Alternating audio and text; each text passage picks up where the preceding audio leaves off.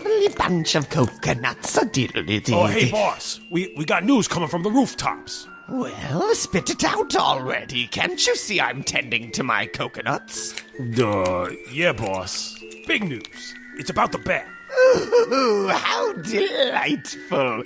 I never tire of hearing about the old adversary, my polar opposite. It's always nice to hear what's going on with the anti-me. Word is he's happy.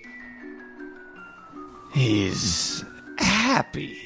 That's what they're saying, boss. The bat. Get me my pictures of Harley and a copy of the Black Parade. I've got some work to do. We've got work to do, Nathan. This is fair enough. I'm Neil Adams. Can I be Greg Capullo? And that's Greg Capullo, and this is our podcast. Sick. All right, so if you want to join the Capullo Army, follow me on Twitter at Greg Capullo Army. I'm Nathan K. That's Craig Lewis, and what's the name of the podcast, Craig? Certainly not the Capullo Army podcast. Is that his podcast? Probably not. Oh. He spends a lot of time drawing and lifting weights. Sounds about right. I don't think he does a lot of podcasting. But if you're listening, you're welcome on the podcast anytime, Greg. Yeah, welcome. Again with the welcome to Fair Enough Podcast. This is an episode that I know you have been excited and waiting several months to do. Well, of course. We let you have your Jurassic Park year. Honestly, yeah.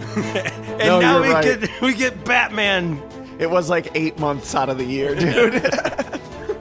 So that is much. the majority of the year. That's more than half. It's okay because it was exciting and hilarious. So that's your favorite franchise. Batman is my favorite fictional character. I think I mentioned it a little bit in the last episode, possibly, that I've been sick. Nothing major, but I was in the hospital and then, bedridden at my mother's house for a while. So, I couldn't really... I could edit the podcast, but, it was a choice I had to make that, I was healing and I wasn't going to work. I was going to watch movies and chill and enjoy the painkillers. Which you've earned. You've earned the right to do that, Nathan. Yeah. So that's what I did for a while, and I read a lot of Batman, so it's been a nice build-up to this podcast. I caught up on quite a lot of comics that I've been meaning to. So you're saying it only took you getting sick to catch up to me in comics? Yeah. Missing work will do that. See, when you do it little by little each week, it's not as daunting of a task. No work, just laying in bed, stoned, and reading comics. Stoned from the painkillers, but yeah, I was living a Kevin Smith movie. I was living the life of Brody Bruce. You were Jason Lee. Yeah. Only you don't get your own comic shop in the end on this one. But that's awesome because I've been wanting to talk to somebody about Tom King's Batman. As a huge Scott Snyder fan, I thought you're never going to touch this level of Batman. And somehow Tom King not only touched it, he changed the direction of the character itself and went in a whole nother route that I never thought that you could pull this kind of emotion from Batman. Oh my God, seriously. And to those of you listening that haven't read the run, don't worry, we want this episode to be entertaining to you too, but... Brief plot synopsises, nothing... Yeah. We're not going to go detailed spoilers. We may.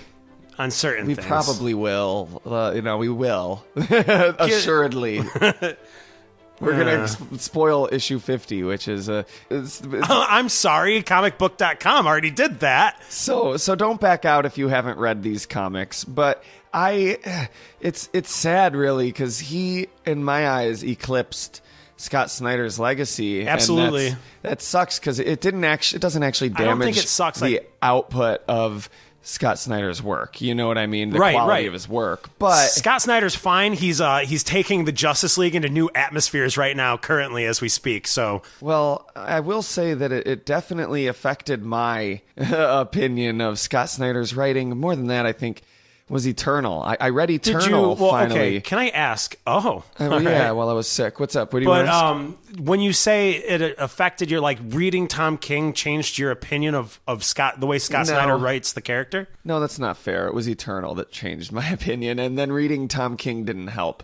Reading Tom King solidified Eternal being the last thing I read by Scott Snyder, hurting his legacy in my mind. Is it fair? Do you get what I mean? Yes. I read his great run on Batman. I never finished it, and I do need to finish it. But then I read Eternal, and I got really soured on it, and then I read Tom King. And now it's hard for me to remember the good Scott Snyder. I just got to reread Court maybe of Owls. I might be able to help you right now. A big chunk of Eternal, the story in itself is Scott Snyder's story, but a big chunk of the material throughout it is written by other writers. Yeah, you know what? You did tell me that. Think about the story itself, but not if any certain spots you're what was he thinking there? It probably wasn't him. The story itself is just Hush. Yeah. It's just Hush told 2.0. again. And honestly, Hush ain't that great. But with Clue Master, though. Honestly, Hush ain't that great. I like Hush. That's what I'll say. I don't really like Killing Joke. I never have. Don't fucking... And this is why I love you, Nathan, because I have always thought, I liked Killing Joke. I like Killing Joke. I think it's overrated. I'm basing this completely on the literary quality of this book. I love Alan Moore. Everything I've read by Alan Moore has been, if not great, really good. Top 40 ain't great. V for Vendetta is great. Watchmen's great. Prometheus great. Top 40 is this one I read about a weird police precinct with robot dogs and superheroes. Oh, you showed me that. It's good. It's not great, but it's good. It's great fun. Entertainment. But The Killing Joke, I was so excited to read the definitive Joker story. Little did I know I had already read it. It's The Man Who Laughs is the definitive Joker story. And I would agree with you on that one. So that's not how I feel about Hush. I like Hush, but it's not that good. You can like something and admit that it's not that great. Hush is entertaining. I like that they added that character to the Batman mythos, but ultimately Hush is not that great. It is good. There's good things about it. Nathan, I know exactly what you're saying. It is entirely true to admit that something's not that good, but still like it. I watched the first couple seasons of the Flash television show. And it's not all bad. There's a lot of good things about Hush. There's good art, good writing, but as a whole, it's not one of the best, but it's a lot. It's overrated. Batman Eternal was just Hush 2.0. And it didn't have a satisfying ending. I just felt jerked around, and I felt like he was obligated to do this 52-issue thing for the gimmick. Too much. It should have been a 26-issue run, and it probably would have been way better. He thought he had enough to hold up a 52-issue run, and I don't blame him for that. I would have thought I had enough, too, from that fucking massive story. Turns out he's no Tom King. But it was too much. Well, Tom King told many stories. That's true. And they did form a greater unity of theme. But it is different. Yeah, there's definitely a difference between an arc with... He wrote a saga. Behind arc versus one long fucking story, which, yes, I enjoyed. There's a lot of things I enjoyed about Batman Eternal, absolutely. But I remember reading it. I read it weekly when it came out.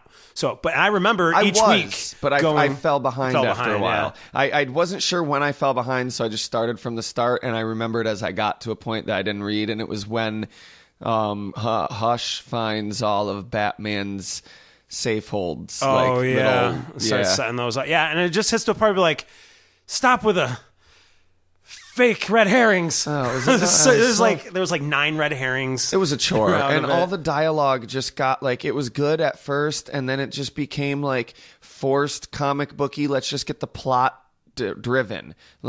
Okay, guys, you're just driving the plot. At this point, I'm not enjoying reading anything these characters are saying to each other anymore. I'm not hearing the voices express emotion in these lines in my head without thinking about it. I have to think about it to give him emotion to that line or to make it feel realistic. It just feels like superheroes on a TV show speaking, you can't do that, I can't do that, I already have, you can't stop me, I'm gonna stop you. Okay, I hate to bring you down any more than you are about this, but if that's how you feel about Batman Eternal, I will tell you that Batman Eternal is leagues better than Batman and Robin Eternal. Ugh. And Batman and Robin Eternal still also had a lot of good things. A lot of cool characters came out of it. Orphan we have now in Detective Comics. Oh, yeah, I read a little bit of that in this Tom King run. James Tynion has... Maybe it was Tynion that created Orphan, yeah. He created this character, this new Bat Family character that I adore. I love Orphan, and she's a person that doesn't really communicate that well, doesn't talk up much or often, and just like it's usually within the expressions, and you could tell like he probably wrote a side note, draw her looking like this, you know, with like this look on her face. Yeah, okay. And so, I don't know. And then there's a love between her and Clayface, and that became a whole different thing. But this isn't the Detective Comics podcast. Then I got into... after I finished that, I was like, all right, I need to read something good. And I was like, you know what? Let me read Grant Morrison's run. I love Damian. I've read some of it, but I've never actually just read Grant Morrison's run. So I got Batman and Son, bought the graphic novel. I started reading it, and I'm fucking loving every second of it. It's so good. Like, not like the best, but like it's so refreshing after the drudge that was like the last half of Eternal. It was so refreshing to be reading a good Batman story, to hear this banter between Alfred and Bruce, and like Batman having to remember how to be Bruce Wayne, this interesting take on the character, finally actually reading the origin of Damian instead of just knowing it secondhand. And right. I was really enjoying it. Like, and then it just gets bad. When you say bad, like, did you just not like when they ended up going to bring in all the older heroes that nobody's ever heard of before, or it was like the secret society thing? I didn't hate it until it was like 6 issues long, and it's like, okay, now you're just alienating everybody that doesn't give a shit about these characters. I am willing to read about these characters because I know they're a part of Batman's history. And Grant Morrison's, I agree with his stance that like you have to consider every part of Batman's history. I think that was the greatest. And that's what the point of this was too. But you think people may say that much. Damian was the greatest contribution Grant Morrison made to Batman, but I wager that it was that idea, because now Scott Snyder took Batman and he took the certain angles he wanted to take. And as we discuss Tom King soon, we're gonna after the promise X-Files, this is about him really. This whole podcast, he does the same thing, and it now seems to be like, yeah, you take an aspect of the Batman mythos that hasn't been given proper serious attention, and you give it proper serious attention and consideration, and you make people love it. You know what I mean? Like, yeah. I mean, that's what Tom King did with Kite-Man. That's what Tom King did with Batman riding on the back of an airplane, I feel like, is a subtle one, but that is totally Batman riding an airplane in issue 1 is an Adam West thing. Like, and I do not believe that's not intentional. That was intentional to take something that if someone told you Batman rides an airplane and saves Gotham from it, in issue 1, people be like, get the fuck out of here with that Adam West shit. And if you told somebody about it, but you read it and it doesn't come off like that, it's oh, God damn it. I had to reread. You know what? Can we get into this now? Can we move into Tom King now? Or you still have anything else you want to say about Grant Morrison? Let's talk about Tom King. I want to set the table, the Tom King table, set a place for him at the table before we dive into the plot. But pull up the chair, Tom. Sit down and get comfortable. Sit down. It's been 20 minutes. We're not talking about the Silmarillion here. You can listen to me now, Tom. But I went and reread a few issues, skimmed through most of my run of Tom King's, and God damn it, I reread issue 1 and I almost cried again. That's when you were talking about the plane, and it's not even just, oh yeah, he fucking flew a plane into the water and he was gonna die. So like, yeah, it's sad. No. The way Tom King gets into Bruce's brain, looking back at him reflecting that he might be about to die. And being okay with it, and asking that's Alfred, who he is. Asking Alfred, like, is this okay? Is this a good death? Like, oh my God. Oh my God, yeah. And then Alfred's like, he was basically like, I'm fucking proud of you. Like, he's like, I could not be your more. Parents. But yeah, he's like, your parents would be proud of you. Exactly. I'm proud of you. I know that. There's no way they could be prouder of the life you lived. And absolutely. And Bruce is just like resigned, knowing he can't get off of this thing. To look at that, sure, it was powerful the first time you read it, but to look at it having read the next 50 issues and everything he's been through and how much he's grown. And if he wouldn't have had, fuck that he wouldn't have done all those things. He wouldn't have had that opportunity to grow had he died there. The world would have been deprived of an older, wiser Bruce Wayne. And it would have been a hell of a troll on Tom King for issue 1 of Batman. Issue 2 has Dick Grayson taking over. Batman's dead. No, Grant Morrison did it too soon. All right. I think the takeaway from the Tom King, the one big thing, is how many times this man is going to make you fucking cry. Want to cry, well up. Not, and when we say cry, I wasn't like sulking, blubbering like a baby while going through. I did that during one issue of Tom King's run. No, but my voice cracked when I was explaining the plot to a coworker. Yeah, voice is cracking, and you could feel like an emotion well up in your eyes, or like something behind there, and like when you blink, a tear might fall down. Closer to crying than I think a comic book has ever gotten me, and I'm not dissing the medium, but that's okay to say. Like, I mean, it's happened a few times with me. It's manipulation. Any art that gets you to cry, you've been manipulated. Right. And I feel above that. So I feel wholeheartedly hesitant. Open up to it, because when I am reading a comic from a creator I genuinely love, and I pour over every page reading it, I want to feel the emotions they want us to feel. This is the one time where I'm like, manipulate me, Jeff Lemire. Go on, Tom King, have your way with my soul. Yeah. And he sure has in 53 issues. My introduction to him was reading the second annual with Batman and Catwoman. And God. I didn't know anything going on, and I just picked it up for my lunch break. And I was like, cool, an annual. I know that since this is an annual, I can read it without worrying about continuity. That was a Lee Weeks book. That one that he did, the person who's currently drawing Batman right now. Oh, it's so good. And I almost cried. I read it on my break and almost cried. Like I ran out on my break, wasting the time in my break to recount this to the sales associate working. Yeah. And then Catwoman says, and then she finds a note. No. See, no, with me, it was like, it was the last thing I was doing before bed. I'm reading it by like flashlight mode on my phone. And then like, I'm just like reading this. I'm like, no, don't you dare, you motherfucker. Don't you dare. You're not going to die on us, Bruce. No. Oh, and Catwoman. The goodbye, man. I just like the goodbye and the no. I'm not here to help you. Yeah.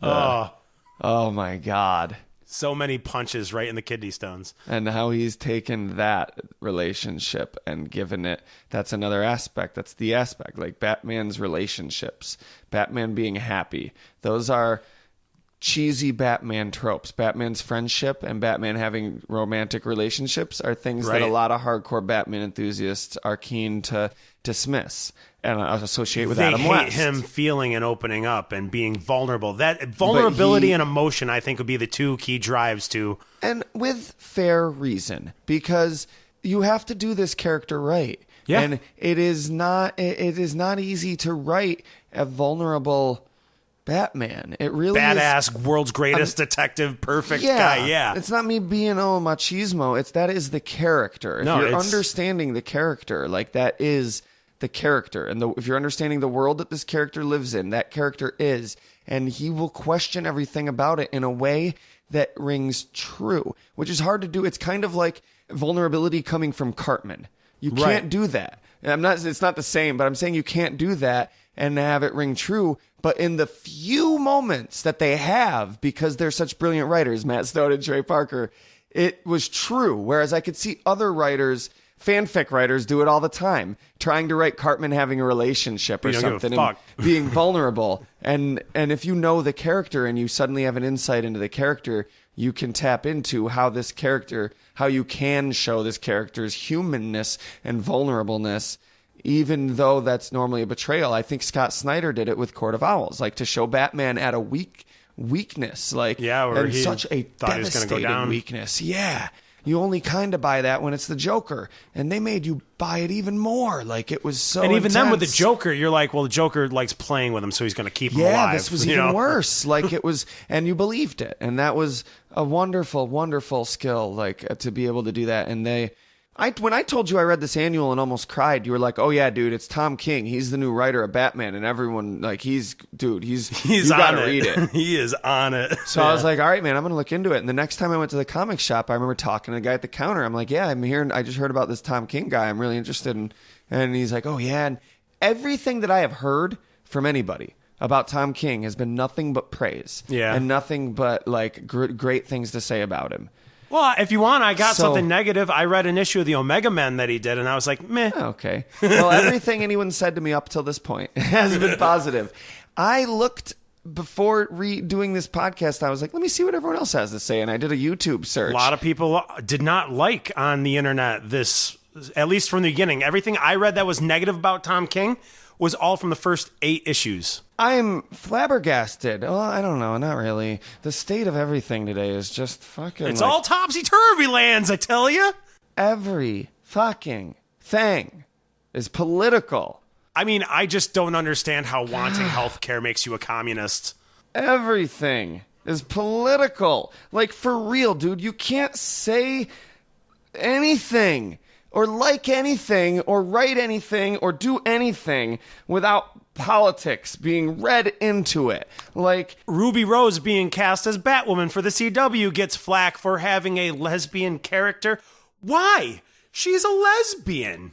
I don't... Just let it go. It's like the fact that he's writing a happy Batman. Like, there's all these people. Okay, we'll just How say- dare you it's mess good- with my angry, stingy person that I only know from the okay, Justice League? Hold on. That's why I'm saying, like, yeah, there is a precedence for not wanting them to tarnish the character by mishandling his vulnerability. Right. But I don't think he's mishandling that's it. not where it's coming from. Like, it's all YouTube is all people talking. I'm like, soy boys. What the fuck does soy boys mean? And I had to Google soy boys. Oh, What the this is fuck, how you Tom learned King about it? Soy.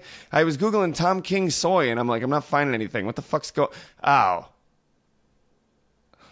Like, seriously? It falls it's- back on it. You drink soy, you're a liberal, you can't be trusted. It says that they're saying it produces estrogen. It's so like, Jesus, fuck, guys. Oh, Like, by the way, that was a lie, too. Those were not factually based. They were based off of... yeah, why would you feel the need to, like, do a study about your estrogen and soy? Because you're literally just like, everything is political. So I'm just going to rally against everything that's even slightly associated with the fucking other side. Like, Jesus, fuck. And- God damn it. Like, Okay. for real, because, like, you can't say anything. Like, I stay away from this shit because it rots your brain. And I've said things before that are not political that then a week later, I find out, oh, that is something that everyone on this side of this political debate is saying. And by saying that, I just made everyone think that I am actually professing that I am a libertarian or that I am that you can't just have a thought. Like, man. fucking for real, dude. Like, What's funny to me is that getting angry and considering somebody a soy boy and being on the other side is writing a character to be happy and vulnerable. yeah, you're a cuck because what? Because you fell in love? So wait, just being in love makes you a cuck? It must really suck being so single, alone, and miserable. The incel army you is fucking having at it, trolls. man. I tell you. God, like, I am so over everything. Yeah, pretty much that's where it comes to. It's like, dude. you're a cuck because you have feelings. But it's perfectly fine that our president... You know, that's political. So I like watching my wife fuck other guys. What the fuck? That doesn't mean I like Donald Trump. It means I have a goddamn kink. Wait, no, that would mean I like Hillary Clinton. I don't Yeah. know. I don't fucking like either of them. Why does this have to be political? I don't know. Go back to your deep state, boys, and figure out this shit, you goddamn soy boy crybaby liberal cock. I've seen a lot of vitriol. Can we go back to Tom King, please? I don't want to go into this well because I will get very angry at certain people. Nobody in particular, but probably people in particular on YouTube. Yeah, I don't know. I just had no idea that the internet's perception of Tom King's run is that it's been awful. Yeah, shocked. Because anybody I've spoken to, like everybody else, they're like, oh yeah, every single person I talked to about that annual almost cried. Or did cry. Right, I don't get it, man. And that's they don't want, because to them, that's like, you can't put emotion in my manly shit. Go fuck yourself, dude. Like, come on, dude. Yeah, dude, maybe you need to get off the testosterone. For real, dude. Like, lay off the Expendables movie. So, anyways, we were talking about him flying the plane, and he almost died, and he was resigned to that. But then he gets saved by a mysterious new superhero called Gotham. And Gotham Girl. And Gotham Girl, You because... misogynist cuck. God damn you, yeah. See, now the liberals can get angry at Tom King because, of course, the female one has to be Gotham Girl, while the dude can just be Gotham. Because why? Because man's world. Yeah. Called it. Nailed it. Yeah. So... That's the first arc is like I Am Gotham. And I Am Gotham. It's about these two superheroes, Gotham and Gotham Girl, who have extraordinary, like Superman level powers. Or more. But, yeah, here's the catch is how much power they're using drains their life force, and they shorten their lifespan. And this is what happens when you're not careful with genie wishes. So they want to protect Gotham. And Batman, of course, comes in with his Batman attitude of like, "This is my city. You don't know what you're doing. I got this. I got this." You're untrained. And they're like, "Word, Batman, you are right, yo. You're fucking Batman, yo. That's right. Yeah. We want to help. Like we have powers, and you're right. We don't know what we're doing. You know, you're Batman. Like what should we do? What do you want us to do?" And Batman's like, "Oh fuck." And he kind of realized. Normally, they just go away when I tell them to. Yeah, but that shakes him out of his routine mode of thought, and he's just kind of like, fuck yeah. If I turn them down and tell them to go away, do I really care about Gotham, or do I care about myself? And again, retrospectively, having read, this is about the first 50 issues, but really it's the first 53, because 53 is really the ending. And having just read 53 and that looking date in at this that, podcast, that's what just came out this week was issue 53. Yeah. And it's the perfect ending and the perfect timing for us to do this podcast. It's looking back at that retrospectively now, that is the moment. Because he's like, if I turn them away and don't train them and teach them to protect Gotham, which they clearly want to do and have the ability to do I really care about Gotham, or do I care about Batman? Absolutely. And that's the beginning. The beginning of it all. Whether he knew what he was doing when he set it up or it developed, I don't know. But brilliant writing. Either way, you're a brilliant writer. Yep. Whether you crafted it or whether you came up with it as you wrote, neither is a more superior method. You did great writing. I love it. What matters is how you got there. Just the fact that you got there and you did it. Yeah. And at first, this is one of the reasons I was hesitant to get into Rebirth. I looked through it and I'm like, I don't want to read about all these fucking new superheroes. And that's because you saw Gotham and Gotham Girl? Yeah, and I'm like, come on, man. There's already enough. I got Nightwing and Robin, and now there's Duke, and now there's...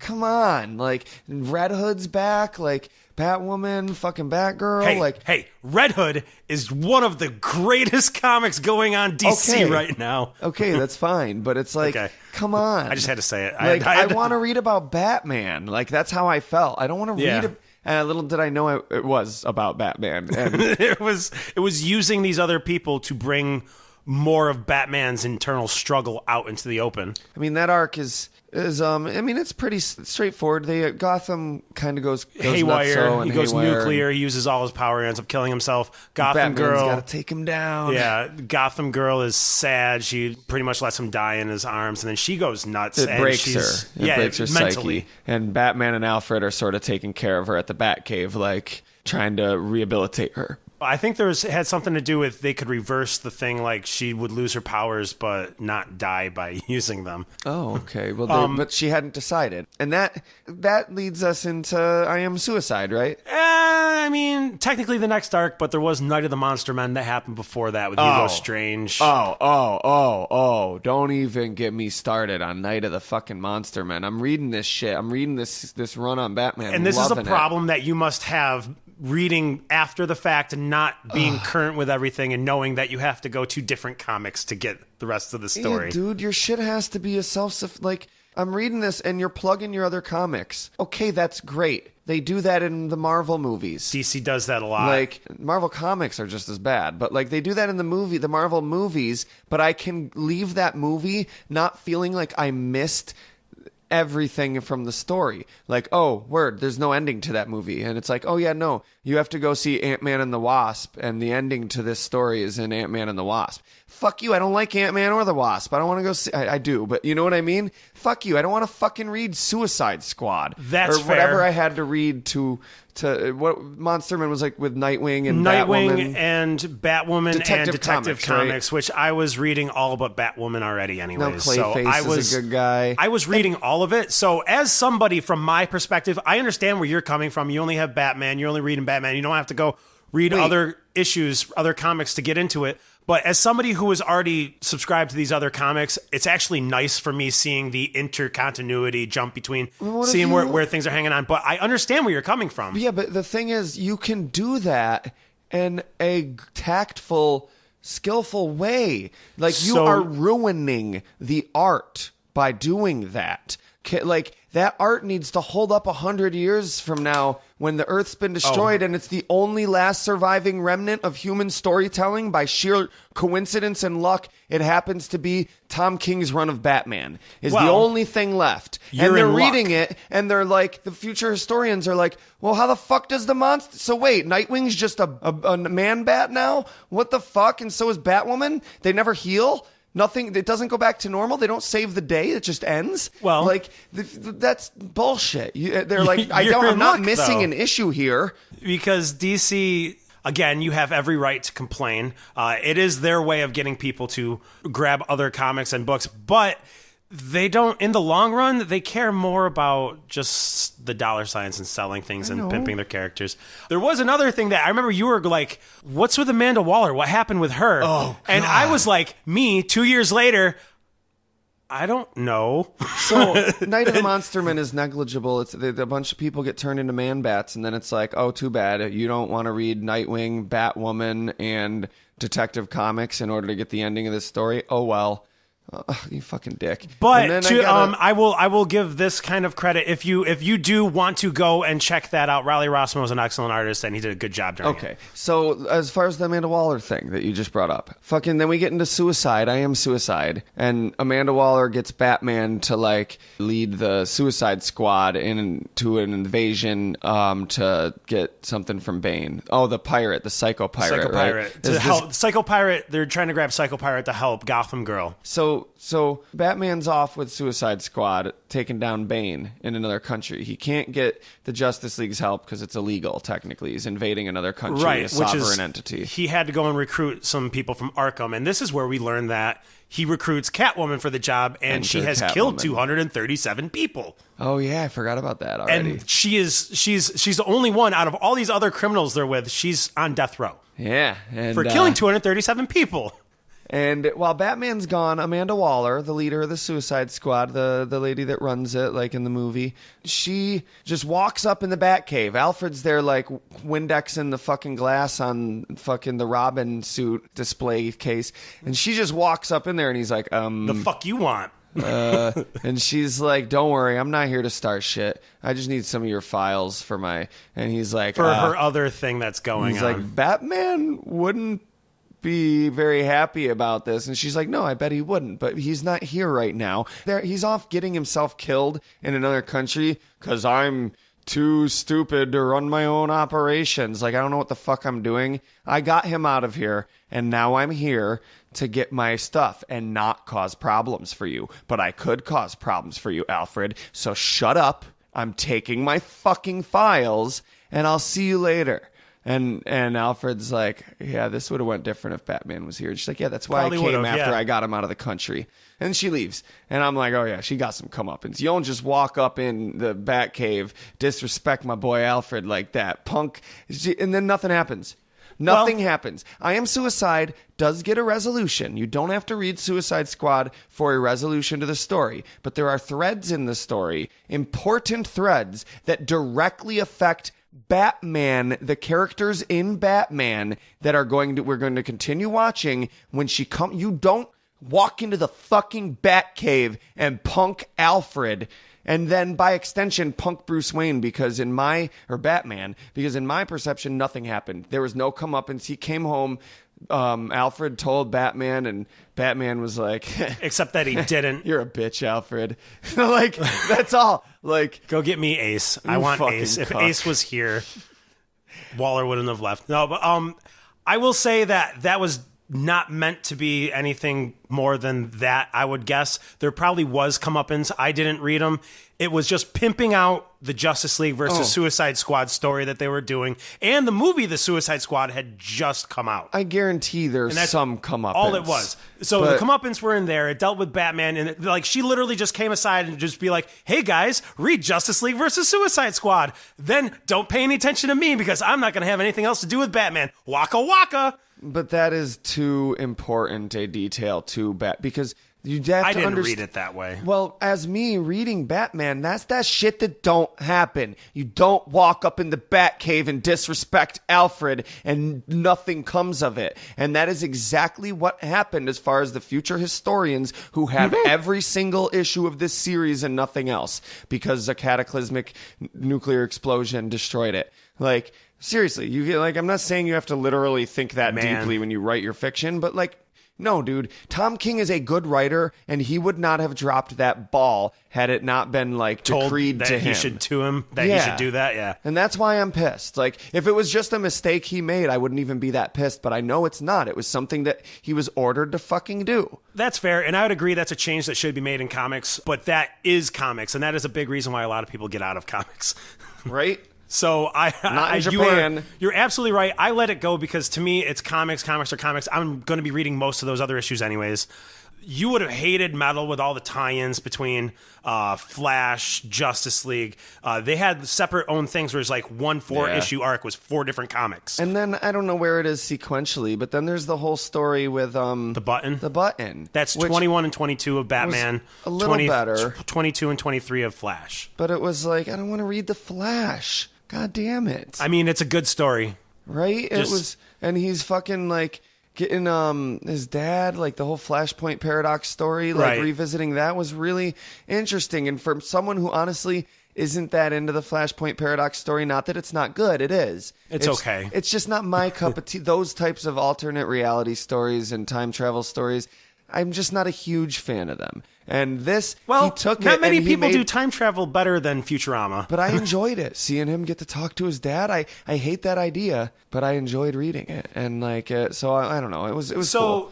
And I hate the idea of the Watchmen being in DC Universe, but I love it. I hate it and love it at the same time. Oh my God. If we can just, Doomsday Clock 7 has just come out, which this is supposed to be the thing that bridges the two universes together. And some people have crossed over already. But to me, it's starting to feel like it's its own, like the Black Label type thing. It's not connected to anything in actual continuity right now. Oh. Well, it Reading was Doomsday Clock. In the Batman comic. Well, I think it's supposed to. It just doesn't feel like it anymore because I think Jeff Johns is so removed from everything that's actually being written right now. This is comic books. We just change. That's the beauty and the curse of vague retcons or vague reboots. Like DC does when they're we're not telling you what's canon until it's mentioned. You know what I mean? Yeah. A lot of what you already read still happened, but in a slightly different way. Sure, Year One happened, but Catwoman wasn't a prostitute. Right, we changed slight little details because it's established in the Catwoman series that's not her origin story anymore. So you're just oh, but they also said in another comic that Year One did happen, so I guess it just happened without her being a prostitute. Yeah, and honestly, there is, I don't know, there is stuff to say about I Am Bane. I guess I don't have a ton to say about I Am Bane. If we went through it, I'd have more, but... I had one question about it. I think they skipped over. In the first issue of I Am Bane, and the ending, it was great. I loved the bit they were at the Bat Burger restaurant. That's a thing now in Gotham. Batman Burger Shop. I don't like it. It's stupid and campy and comic booky, and I think that's why I like it. I like it.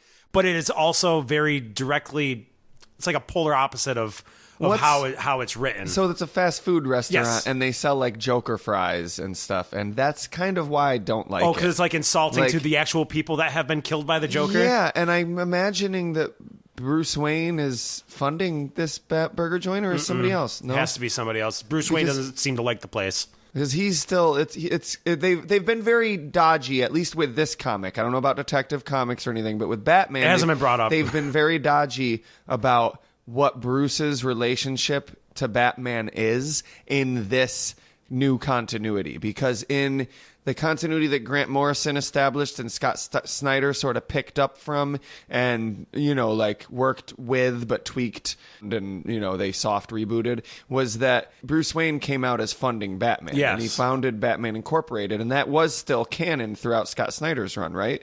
Because he uses because people there were from...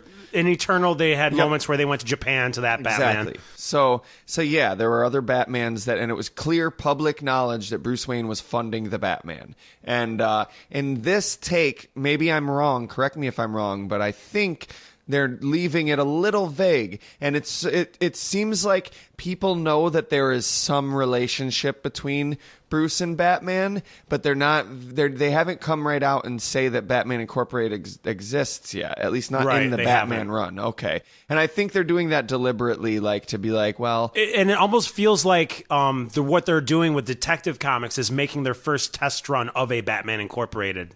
I kind of like it because what Grant Morrison did too, that I think a lot of people don't like, and I'm not that crazy about it, Batman Incorporated and stuff, but I get where he's coming from and I appreciate what he's trying to do. And maybe the greater contribution from him doing Batman Incorporated is this idea that, like, yes, you know what? There should be, at some point in the history of the Batman mythos, a moment in that canon where Bruce Wayne does come forward to the public about, like, I am in some way, either in favor of the Batman or I am funding the Batman, Right. or I have some type of professional relationship to the Batman in some way. Just Because- recently, he had said that the Batman has saved him. And it sort of strengthens because one of the problems with Batman is like, okay, every piece of fiction you have to suspend your disbelief a little bit. Whether it's, you have to suspend that those 4 people were actually the people who happened to be on the airplane, or, you know what I mean? Right, or right. there's every story has some conceit that if it's a well-written story, they will ask you at the very beginning or very, very early in the first act to accept that conceit without questioning it. And there's certain ones in Batman. There's the Superman, for example. It's the conceit that people do not notice that he is Clark Kent. Oh. But No, you're right. But I want to say personally, I have finally conceded that it's shown to me with drawing by Patrick Gleason and the new Brian Michael Bendis in Action Comics. I buy that Clark Kent is not Superman. So that's kind of, I think, one of the conceits in this movie this universe is like, yeah, people don't realize that Bruce Wayne's Batman. They don't make that connection. No. Like, guys, like, for real, it's not that big a deal. Like, that's a conceit you have to buy. Just by let it jumping go, in. yeah. To me, it's like when you criticize Jurassic Park. Let's talk about this for 40 minutes. I'm just kidding. But no, I wanted to go back to Batman. if you're going to criticize Jurassic Park, people are like, this is dumb. I mean, first of all, you can't get dinosaur DNA from a mosquito. And second of all, dinosaurs wouldn't be able to exist in there's not enough oxygen in the air for a terrestrial creature that large to support its body weight and not collapse from exhaustion. And okay, I understand, but the conceit of the Jurassic Park universe is that in that world, you can fucking get the DNA from the mosquito. The Turns science out- is different in that fictional universe. Turns out in our world, there's a whole bunch of paleo veterinarians.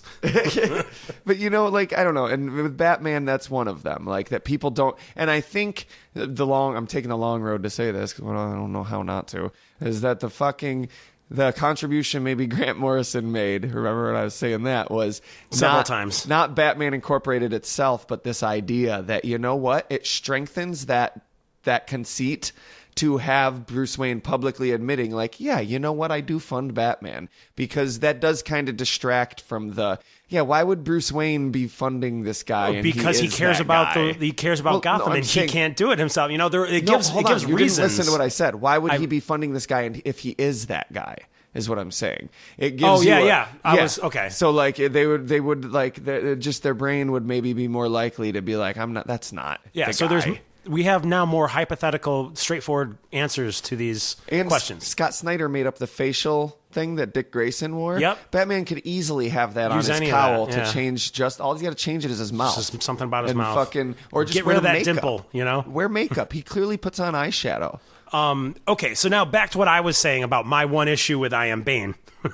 It was about the Bat Burger place, and it wasn't the Bat Burger place, but the current alive Robins. The Bat Burger. Jason, Damian, Dick, and Duke, who isn't a Robin. Okay, now in this timeline, in Detective Comics, Tim is dead. How did he die? He didn't really die. He got time displaced and he became the new Batman Beyond in the future, and then he got himself back. It's cool that he had a big role in Eternal and Grant Morrison's run. So they're all sitting there talking and eating and chilling, and they're talking about like dying or whatever. And like, oh yeah, Bruce says we need to leave. But like, whatever, like I die. And then Duke's like, wait a second, am I the only one here that hasn't died?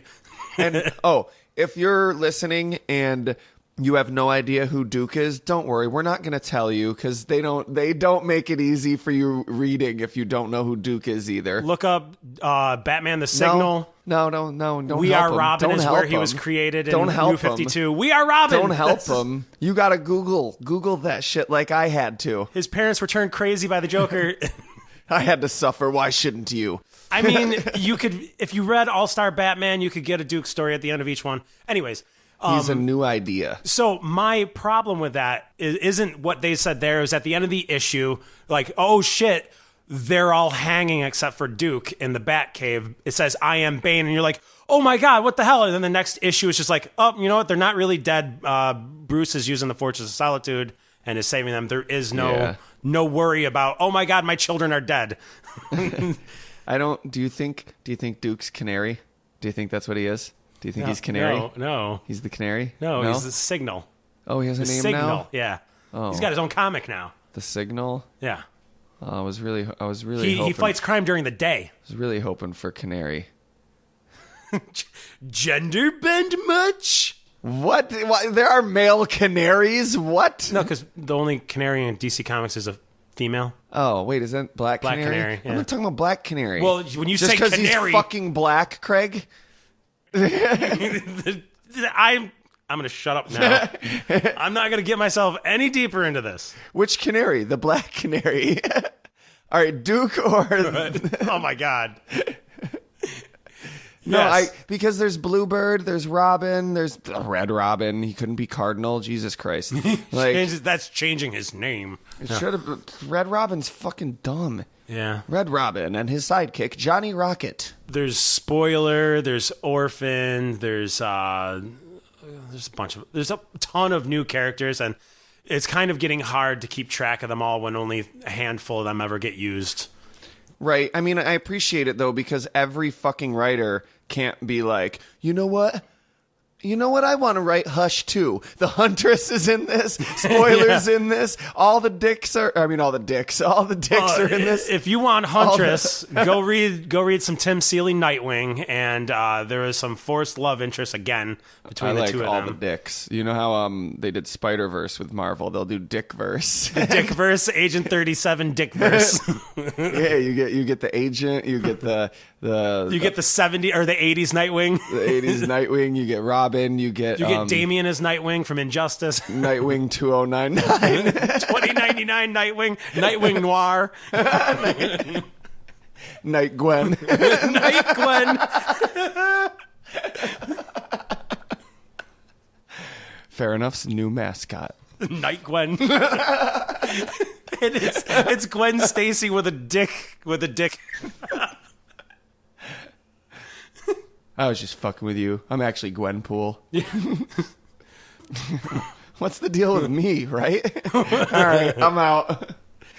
Okay, so I Am Bane and I Am Suicide just sort of they're one story. That's two parts of one story, you know, and so they bleed into each other, and you can't comfortably say that I Am Suicide is the ending, but it does actually feel like an ending, though. So it is kind of like very quickly out of nowhere. I Am Suicide has an ending, and they get the Psycho Pirate to help Gotham Girl, and it's just that's that. And then it's split up with Rooftops between I Am Bane. And then I Am Bane is when Bane comes back to get Psycho-Pirate back. He comes, and to break Batman and again. To break and Batman. to kill Batman. And so he comes to Gotham, and that's when he hides Dick and Duke and Damian and David and... David Duke? What? And Dilbert and... Derek and yeah. So, do you want to talk about Rooftops a little bit? There's a fun little Rooftops was the little intermission. Very emotional. Yeah, with stories Catwoman. and letters with Catwoman and Batman. Batman and Catwoman back and forth when we're realizing that he's going to be exploring Batman and Catwoman's relationship. Now I knew going into this, and I was waiting for it to start. I love Catwoman. Everybody knows it. Yeah. And are you happy with the way he's treated their relationship? Yes. Thank you, because I'm glad, because you being such a Catwoman fan, I was like, I love this, and I really hope Nathan loves what he's doing with this. I wouldn't trust any other writer to handle this than Tom King right now. Yeah, fantastic fucking take on it. And I was really excited for what was going to happen after 50, and I was very heartbroken by 50, but I don't understand the supposed hate that 50's been getting. Like, God. everybody also, let it go, hates man. it. Like, I know I said it, no one likes Tom King's run, but, like, people are really... pissed about issue 50. They either weren't paying attention to the majority of the issue, they either didn't care, or like everybody's just pissed off and calling it like a cop-out because they didn't get married. Right. Spoiler alert. Isn't that what you want? They don't get married. You're sitting here all pissed about how he's happy and he's gonna make him happy and have him get married, and this is so dumb. And then he doesn't get married. And, sorry, we're spoiling it, but and then you get mad. I know. I guess there is a precedence for that. I wouldn't like if I complained about a choice they made in a series and then they sort of backtracked on their choice because I complained. I'd be like, oh, come on. You can't just change. You can't. Carl's not just alive now, you fucking dick. Have no fear, Bat fans. Don't get Batmite involved to change it up for you. Tom King has said this is literally just the beginning of their relationship. He's not done with it. Just because the wedding is off and over doesn't mean that he's not going. He said he's got a 100-issue arc here that he's got written. To me, this should be the moment when you realize that if you're the type who just hated that he was making a happy Batman and are imagining him played by a smiling, grinning Adam West. Yeah. What comic are you fucking reading, first of all? Batman 66. Second of all, like... Then this should, if that's how you felt that you don't like it, because I still, that's valid. I feel like this should have been the moment when you realized that he was doing something more than that, and that there was more to this exploration of Batman's emotional and state. Just them getting married. Yeah, Batman is a human, and this is coming from somebody who argues night and day that Batman will beat the shit out of fucking Superman, and so will Goku. Don't get me started, Craig. But regardless, it's been proven. I don't want to get onto this though. But no, in the sense that can beat up Superman is code for you can do anything, man. The sky ain't the limit. The sky's just another boundary. Well, thank you for believing in me and Goku. Batman is perfection. That's part of the character, and yet I am thrilled and loving this exploration of the fact that he is inherently perfect. Human, and you has need flaws. to explore that, but Yeah. it takes a very skilled writer to do so, and so it's a good thing that most Batman writers don't try it. They come out with a better run for not having tried it. Like they come out with some grandiose thing about Batman saving the multiverse. Okay, now maybe that's not a better run, but... There was another wedding going on Marvel's side who they kind of rushed through this whole Colossus and Kitty Pryde thing. And I was like, yeah, I kind of want to read the wedding, but like I kind of don't care because like Batman and Catwoman are getting married. Why would you try to match Batman and Catwoman with Colossus and Kitty Pryde? They're a great couple, but like they're no Batman and Catwoman. Yeah, you're right. Know? Marvel fans would hear that and be like, "Are you kidding me?" Of course. Oh, shut the fuck up. They're not. Trust me, they're not. But Marvel did the best thing. No, but Scott and Jean Grey aren't even like that big, like Batman and Catwoman, because my mom knows that Batman fucks Catwoman. Like, you know what I mean? Like, right. That's my mom knows that, and my mom don't give a fuck who Batman fucks. Nobody could care less. I want to give props to Marvel here, though, because they also, spoiler alert, Colossus and Kitty Pryde don't get married, but they did what I didn't think was possible amidst a Bat-Cat wedding, was they made me more excited personally for what they ended up doing. And at the time, they're just like, oh, well, there's a whole wedding going on. Gambit proposes to Rogue and they get married right there. And I'm like, Fuck yeah! You know what I think, and I'm just realizing this now, is I think Tom King has a knack for two-part stories. A lot of people work very well in a 3-act structure with a trilogy. Yeah. I think because even his bigger stories tend to be arcs encapsulated in 2-part arcs. Like I Am Suicide and I Am Bane is one story. Or even like I Am Gotham and I Am Suicide. And it doesn't seem like I Am Gotham can be grouped in with I Am Bane. But it does seem like I Am Gotham and I Am Suicide could form, if you wanted to make the case, a duo of stories that bring closure, sort of, to the first story. Or you could view I Am Suicide and I Am Bane as a duo of stories. And this whole buildup of the first 53 issues, I think, is the first part of this 2-part story. We saw this exploration, the first part, and now we're realizing we're about to take an even deeper exploration.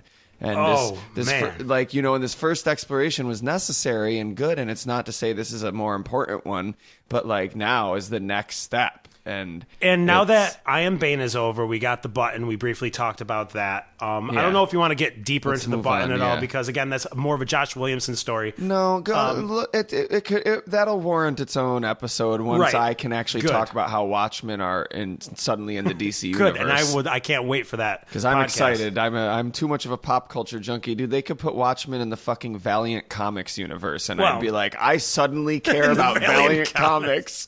That is the most interesting thing ever. It doesn't have to be Watchmen. They could take something boring that I don't like. They could take what's something I don't like, Craig? Me. No. Something you don't like. Sticky hot afternoons. Game of Thrones. Oh, man, you're a dick. Game of Thrones. They could take Game of Thrones and be like, actually, Game of Thrones exists in The Matrix. Or something, or not even the Simpsons universe, whatever universe the unlikely universe they decide to cross it over with, I will suddenly be interested. I'm not saying that's a good idea. I'm now upset as a huge Game of Thrones fan.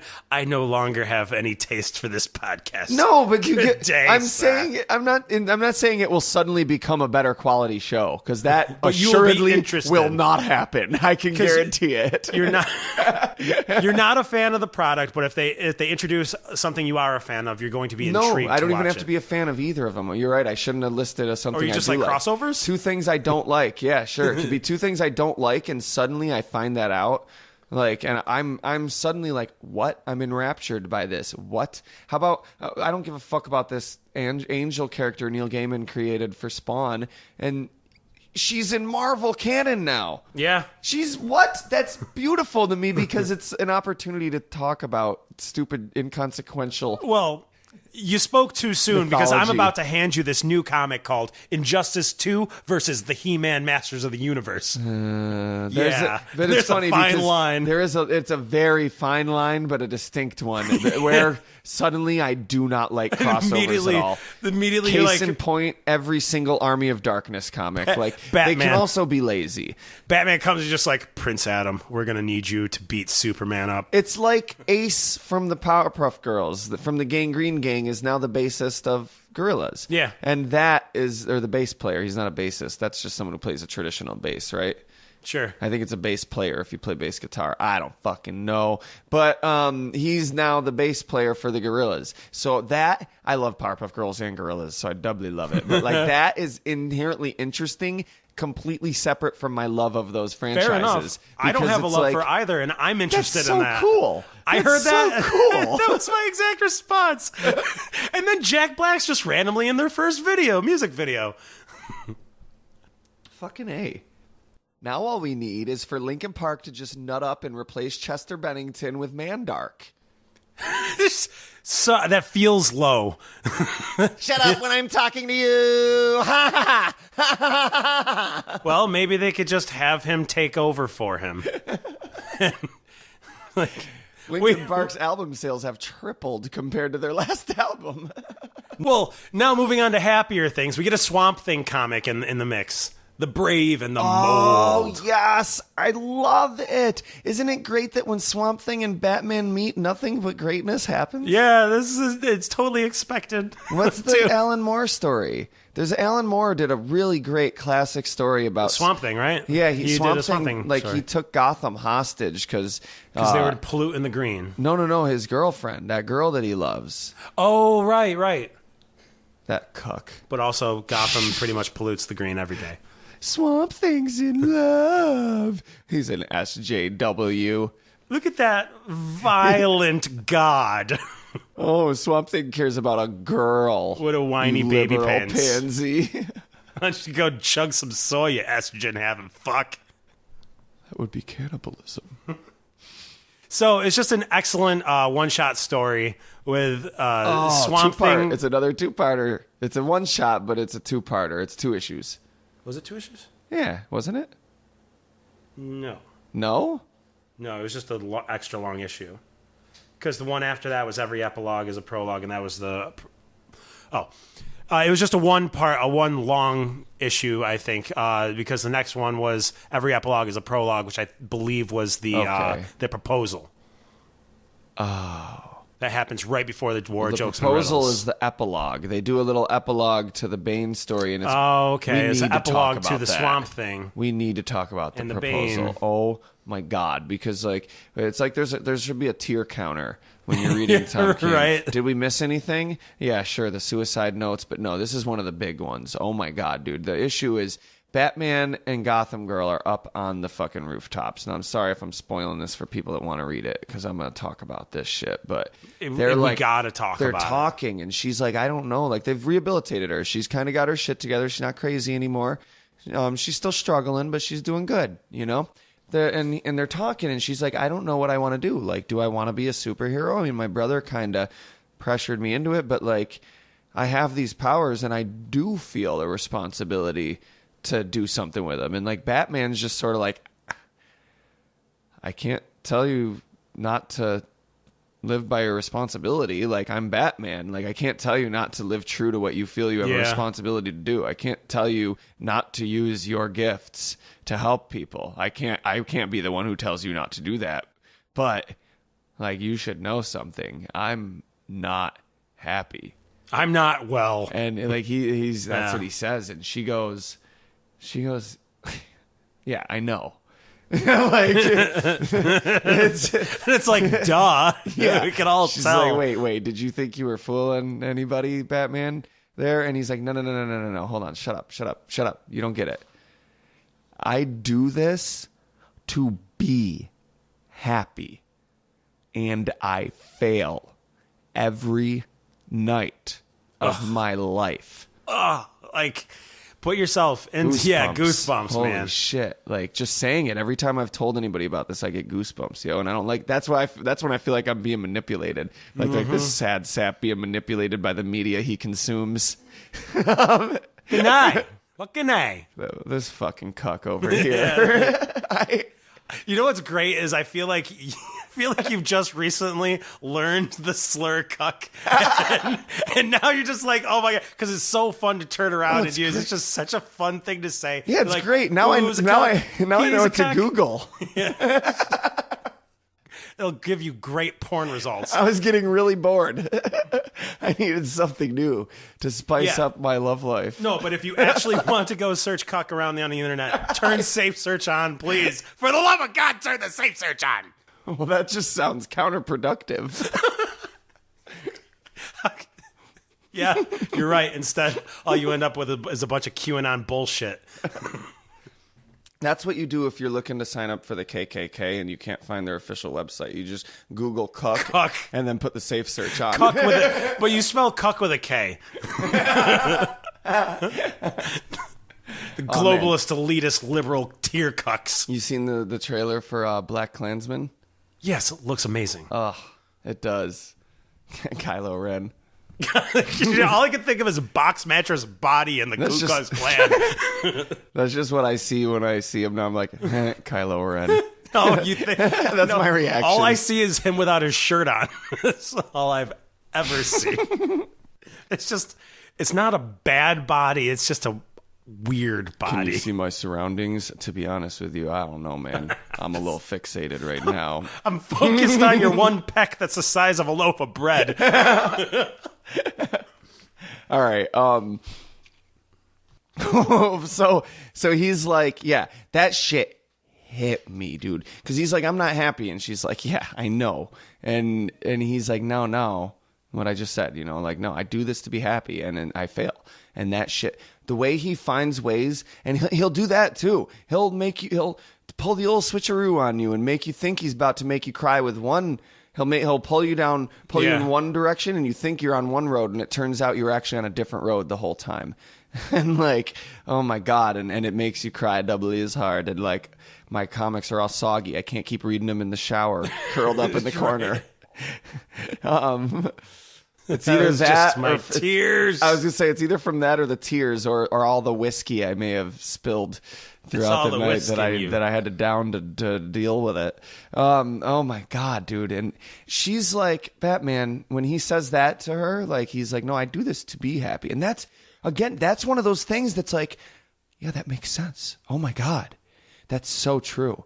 Wow, Batman, you just opened up to me. Yeah. Like, that's something I never realized about you, but I know you, Batman. I know more about you than a lot of people. And, like, I never realized that about you, but I get it. Like, I get it. Yeah, it's something, man. No, but and then she's like, yo, Batman, you know what I just realized? This is crazy. I never said thank you. You saved my life. Like, you didn't just save me from dying by using my powers or my brother going nutso and killing me or the Joker or Bane coming in to break in and kill me in Gotham or in Arkham. But you saved me. Like, I lost it. I lost my brother and I lost my sense of reality, and you saved me, Batman. Like, you saved my life in every conceivable way.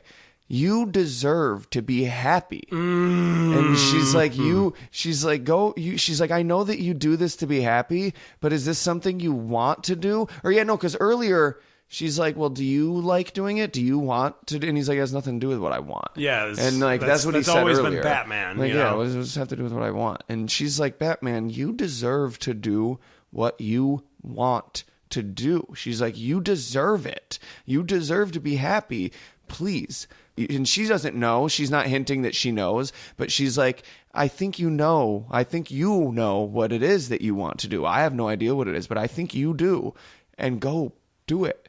You owe this to yourself, Batman. You know how many people's lives you have irrevocably changed? You've earned this. You've earned the right to be happy. And the whole issue leading up to this point, you see Batman sort of traversing Gotham. Like, he's going somewhere. It's very obvious he's determined. He has a destination, a location he's going to get to. He's not just patrolling. He's going somewhere. And it keeps cutting back and forth between that day, him and Gotham Gotham Girl on the top of the tower. She should just be Gotham now that he's dead. Yeah. She should just take the mantle of being Gotham. Oh, is she? No. Oh, she's gone. She should. She just hasn't been around anywhere. But if they bring her back, that's what they should do. She should just be Gotham. Like, but yeah, and he, it's intercut between that and then later that night, he don't know what he's doing. It just keeps cutting back and forth between their conversation and the time jump. And I love how he does that too a lot. And at times the thought boxes are actually conversations being held at a different point in time than what they're drawing. He drew parallels between Bane's origin story and Batman's origin story, and that was really cool, and how they both internalized and dealt with everything differently and had different strategies for it. It's really interesting, too, because Bane had rehabilitated himself, and Batman fucked his shit up, yo. Oh, Bane wasn't even really...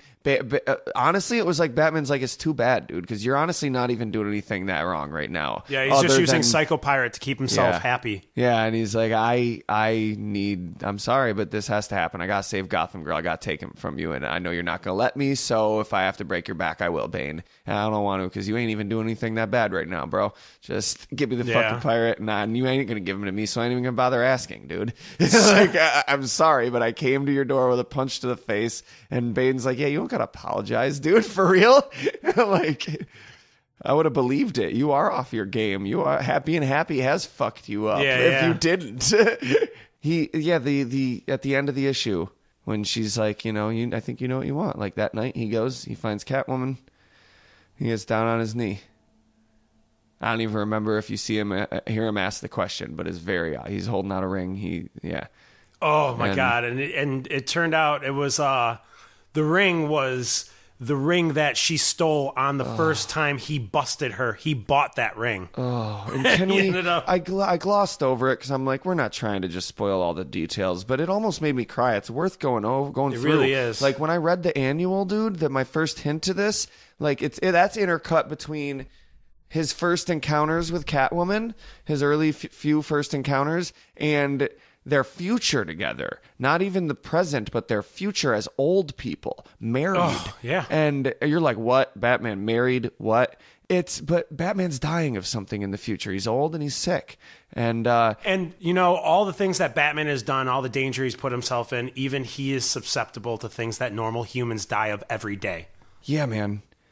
And so and the way they explore their relationship, because it's weird that he would have a nice relationship with her and he takes it and makes you believe it. That's another thing that I love is once they're together, which they do get together after this, like you read it and it is a real relationship that never betrays the character. And you can't imagine Batman being like, if you've ever been in a relationship like with a significant other, there's a certain way you like talk to each other. Everybody has their own individual ways, obviously. Like it's unique to each couple, but there's you can tell when a couple feels authentic on screen or on page. And it feels like an authentic couple talking to each other. And you knew these people going in and you knew that they fucked around behind closed doors when no one was looking, but you never really got the dynamic of how does that work? You guys are I never would picture that you guys would actually, you're so different. Together. And he explores it. And even the beginning is she's breaking into his house and he realizes it. He's like, she's here. And he goes, he finds her. He's on the roof confronting her. This is the annual again. And this is one of their first few encounters. And he's like, why do you keep doing this? What are you doing? Why are you fucking with me? Because all she stole his pen. She stole his pen. What are you trying to fucking do? She's flirting. And she's like, you need me. You don't just realize what just happened? I just got into the Batman's house. I know where the Batman's house is, and I took his fucking pen. Do you realize what could happen to you? You need me. It's like an ex-con selling security systems. For the FBI and shit, the way they FBI and the CIA and shit, government security people will national security will hire hackers to hack into them and help them identify their weak spots. They take criminals and give them deals, and this really happens. It's not a conspiracy, and it's perfect the way they explore their relationship. It's called rehabilitation. The genesis of their relationship, because Catwoman's not a bad person. Spoiler alert: she ain't really killed those people. It was her friend. She was covering for. They get her to. I don't want to waste too much time on that unless you have a lot to say. I mean, there was just a fun moment there at the end because that was the moment that the Robins found out that he was getting married, and Damian was all mad and pissed off and stuff. And at the very end, when they finally connected with each other, Damian just looks up at Bruce and goes, "Are you happy?" And Bruce looks down at his son and goes, "I'm trying to be." Yeah, I'm getting there. I'm getting there. I'm getting there. Yeah. Yeah. Oh my God, that to me was just and then that was Damian being like, okay. That was the moment you told me about before I started reading it. Yeah, it was when him and Catwoman go to find Talia, Damian's mom, and tell her. It's great. You gotta tell your baby mama. They went there because married. Talia was holding Holly, the person that really did kill the 237 people, and they needed her to. I'm saying the story was kind of all right, we gotta go tell. We gotta go let Talia know. There's a reason there was a great dialogue. There's a reason he had Talia. The writer chose that Talia was the person holding Holly. It could have been anyone. It could have been the Joker. So Catwoman and Talia could have words. And it was it was great because it's the trope of going to fucking, and the way they deal with their relationship when he goes to the Batburger with her and the date with Superman and Lois Lane, the double date. The double date is my favorite. The double date is my absolute. Yeah, I want to get to that because I want to talk about the double date. That deserves its own. But yeah, that annual and the way and then he shows up at her house and she's like, oh shit, at her apartment. And she's like, oh, how'd you find me? And he's like, the mice you've been leaving at my house, because she's been dropping little mice and shit. And he's like, they pooped. I analyzed the poop, and I found fragments of paint that is the only residential complex in this 'Cause city Batman. that uses that brand of paint Because Batman. is your apartment complex. It wasn't hard to figure it out. And it wasn't hard, he says. It wasn't. It was pretty easy. When you got money. It's pretty easy once you start analyzing the poop. I don't see why these young black kids have such a problem. Oh, my God. It's not that hard. Oh, it's not... Okay. And Why don't they, you help them, Batman? LeBron built them a school. Why don't you? So they he shows up to her. This is the annual still, and he's like, and he's like, "What are you doing? Why are you're so smart? You're so gifted. What the fuck are you doing stealing?" Like that's been their dialogue. So when I don't remember if that's what he says right when he shows up, but she's basically like, "Let me guess. So you're here to help me." Because she's like, "Oh, I'm fucking up, and you're here to help me, right?" And he's like, "No, I'm not here to help you." And he like steps forward, Slaps the cuffs on her. no, and they, No. you're right, just punches her in the face, just beats the living shit out of her. You're going to Arkham. No, but I'm not here to help you. And then they kiss, tastefully cut away, and I like it. It makes sense. You feel things. He's human. He's fucking human. He feels things. Yeah. He likes her. He respects her. Like that says a lot more than agreeing with her personal politics and ethics. When you like and respect somebody, and love them, like he sees something in her that he loves, and that's weird. I was gonna say he sees himself in her, but then it was right after you saying something he loves. Yeah, and just in that moment where he's like, "No, I'm not here to help you," and then there's the flash forward in the future, years in the future when they're old, and he's sick.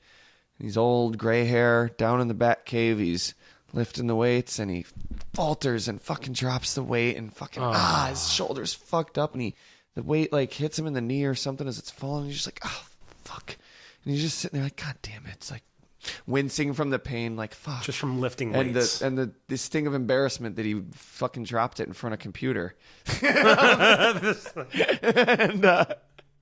and Catwoman, meanwhile, is coming up this whole time, and like she doesn't see her coming up behind him, and he drops the weight, and he's like, "Fuck," and God damn it, and she comes up behind him, and does the the hands up over from behind, like under his arms, over his shoulders, and he's like, "What are you here to help me?"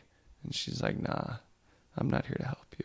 And oh my God. And that was the parallel from that night. Oh, I won't spoil the ending of that issue, so I'll leave something unspoiled. But the ending Do almost yourself makes a you favor. cry too. Read that is like you can pick it up and it has nothing to do with anything. Well, it has stuff to do with it, but you can pick it up and not need to have read anything prior to it. If you're just a casual comic book fan, like that's fine. You're not obligated to be a big comic reader, dude. Like you can I'm not one of those people who thinks you don't like Batman or you're not a real fan if you've never read the comics. That's fine. It's available in many mediums, pick your favorite. If you don't read comics but you'd like to once in a while, you can feel safe picking up an annual for something you like usually. Because an annual is usually a story or a collection of stories that stand on their own, and if you are familiar with the character and the general tropes and characters of their series, then you don't need to know about the continuity. Right, but they do use things that have been happening in the past year or 6 months now. Yeah, like thematically it ties to whatever is going on. Like this was obviously about Batman and Catwoman's relationship. And that would be the Batman Rebirth annual number 2. Oh, that was number 2. That was number 2. Number 1 was Ace, which was great. Oh my God. I didn't know when it came in the continuity, so I'm like, I'm just going to read a bunch of issues, and then eventually I'll read the annual. Maybe I'll just read it after I read them all, so I don't spoil That's a thing. right. And I saw Ace at one point, but they never mentioned him by name, and I'm like, is that Ace? It's got to be Ace. He's got a hound, Ace the Bat Hound from the cheesy Golden Age or the Silver Age of comics, and when there was the Bat Hound, there's Crypto the Super Dog and Ace the Bat Hound. It was corny, but I appreciate when they incorporate it. He doesn't have to go out and help Batman fight crime. Right. That's dumb. Right. Bruce Wayne would not do that. That's cruel. He would never do that. He would never enslave an animal. Dog, that's how he would view it. Like it's not like it's a child. But it was an extremely well done story about this unruly dog that Alfred trains. Alfred bought it for Bruce, and Bruce says he's like, "What the fuck? Get this mutt, annoying, vicious." mangy. You mutt can't out of my- rehabilitate it. It's done. It's past. There's nothing you could do. And Alfred's like, yeah, okay, whatever. Okay. And and it's a Christmas story Yes. too, which is I feel like Batman and Christmas goes really well together, and it has been done, but not enough. I know Batman Returns and what was the Tim not Tim Kring, that's Heroes. Jeff Loeb and Tim Sale. The Long Halloween. Not the Long Halloween. There are other Halloween stories, but there was one that was Christmas. It was a Halloween special, but it was a Christmas story. Haunted Night. Yeah. And I don't know. It's a great match for the invite because Christmas has this solemn, hopeful air to it. It's hard to describe. That's similar to Batman, that meshes well. It's not similar, but it meshes well with Batman. I think it's the contrast of the Dark Knight, the white ground, and that quietness, like Christmas is quiet. The crunching of the boots. Gotham covered in snow, and like it's a Christmas story, and throughout the story, Batman Bruce Wayne gets very attached to Ace gradually and slowly without really noticing it. He falls in love with him without noticing. He doesn't even realize it. Yeah. And on Christmas, he's like, Alfred, you didn't give me a Christmas present. What the fuck, dude? Alfred's so pissed. He's like, you know what? Give me my fucking pictures of Harley and my Black Parade CD. I'll be in the fucking Batcave, Master Wayne. I'm just kidding. I know what you did. I love you, Ace. Thank you for training Alfred. So that was cute. And then there was also another nice little story with Harley Quinn that was written by Neil Adams, or that was cool. Drawn by Neil Adams, written by Paul Dini, Legends of the Field. Okay. Yeah, that was cool. It wasn't amazing, but I thoroughly enjoyed it. Yeah, don't need to talk about it. I just wanted to bring it up to know that even the Legends of Batman are still getting in on the current Batman state. And it was cool, wasn't he? What was he? He was like taking Harley in, and he's like, God damn it, Harley. Yeah, they want a little caper together. And so he was like, I got to take her out of town, or I got to take her somewhere, and then take her to Arkham or something. Then he got distracted, so he's bringing her along, right? Yeah, that was cool. Much better than that fucking god awful movie I didn't watch. Anyway, you clearly know it was terrible because you didn't watch it. I recently watched it. I have a few things to say about that. Not today. I can go on forever. Yeah, where are we? Where do we go next? The War of the Jokes. And we're not missing riddles. anything there. Swamp Thing. Well, we already kind of talked about it. Oh, you're right. We don't need to get into the specifics. We don't need to get into the specifics. Just know it's that just a very excellent story. Another standalone wonderful. one. It's called The Brave and the Mold. Come on. And it is heartfelt. It is touching. It has a poignant ending. And it's hilarious also, without compromising its drama. It's very funny. Like, it is. Yes. I'm trying to remember the line I liked, but that's stupid. Just read it. I don't need to bank on someone else's jokes making my podcast entertaining. Right. So what was it next you said? Oh, the War. The War of the Jokes and the Riddles. Man, this is a long one. This was it's a just full-on 8-issue arc. The War of Jokes and Riddles. You added the in there too many times. I was being dramatic. The War of the Jokes. The War and of Riddles. the Jokes and the Riddles thusly. This was a big deal because Civil War time. We're doing that trope. Let's pit two villains against each other. Instead of the heroes clashing with heroes, it's villains clashing with villains. And the war zone is Gotham City, and Batman has to pick a side. And, well, it's framed as this is a story that happened earlier in Bruce's past. Right after year one, or 0 year. It was right after 0 year, they said. I play loose with continuity. None of that's important. It's right after wherever you want to fucking put it in your personal Batman. That's where they put it. Your personal Batman canon. I don't give a fuck. That's where Batman said it happened. Like, Batman said it happened then in the comic. And it's framed as he had just proposed to Selina. What I'm saying is that's a temporal position to hold, because your position of believing that that's when it takes place is only framed within the context of the current continuity. Once they reboot in 3 months, okay, they could change it up. Sure, they're going to soft reboot, and we will have no idea, and they'll drop a hint that War of Jokes and Riddles happened, but all we'll know is that it happened at some time in the vague past history of Batman. So I'm taking the greater position that it just happened in some time in his general past. Sure. And Do you, bro? It's framed as he's proposed to Catwoman, and then she's like... They just had sex in bed. And she's like, okay. He goes, will you marry me? And she's like, and he's like, wait. I got to tell you this story. Yet. I'm not done. Jesus Christ. I need you to know where I come women. from. You guys already rule the world. Now you... I have done a... Only Bruce will say that. But he's like, I have done a terrible thing, and you need to know where I come from. And she's like, Bruce, I killed 237 people. Anyways. Joker's unhappy. I think that's brilliant. I don't know if a lot of people noticed. Maybe they did, maybe they didn't. But we got a happy Batman and an unhappy Joker. I think that was a deliberate choice. Yes, and it's great. At the very least, a very serendipitous one. They are very yin and yang. And Riddler also is a little pissed. And well, I think how is this framed in the beginning? It's basically like, how does the war start? Yeah, we were explaining how it's framed. It's framed with Batman proposed to Catwoman, and he's telling her the story of the most awful thing he had ever done. Before she says yes, he wants to make sure that she knows, full disclosure, this is the worst thing I have ever done. I'm going to tell you the story of it. It happened during the War of Jokes and Riddles. And she knows very well what the War of Jokes and Riddles is. Everybody does. Everybody in Gotham Except knows. for us. Yeah. But it was a big event in Gotham that sieged Gotham for a considerable amount of time, where the Joker and the Riddler went to war. Lots of people died. And what was the war over? How did it start? It was... Oh, the Joker's not laughing. Joker's not laughing. Nothing makes him laugh. And that's not good. That's not good for anyone in Gotham. Right. He thinks he could do it. And then... Riddler gets pissed off at Joker. It's great. He's in a taxi at the beginning, and you don't know what's going on. It's unfolding. Oh yeah, the Joker. And the taxy driver's telling him a joke, and he's not having. He's like, no, and he shoots him. He shoots the taxi driver while he's driving, like on a busy street, and the taxi crashes. Joker almost dies. He gets up and walks out, and he's like, "I didn't do it." And he's like, he's basically going around, and you see him with stand-up comedians, and the stand-up comedian is nervous on stage doing his act, and Joker's like, "Next," and he's like, "No, hold on, I got more," and and kills the stand-up comedian. But the funny thing is, the stand-up comedian dies and falls off, and it just falls onto a pile of other dead bodies of other stand-up comedians. That's great. That's great. So it's like, this is like the 20th stand-up comic that failed. Yeah, you see Greg Giraldo, Patrice O'Neill, Chester Bennington. Oh dear. Sorry, he is not a comedian.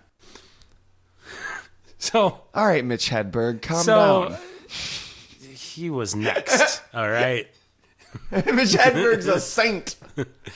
Don't you dare say anything unkind about the Hedberg. That's all right. That's not bad. that wasn't so bad.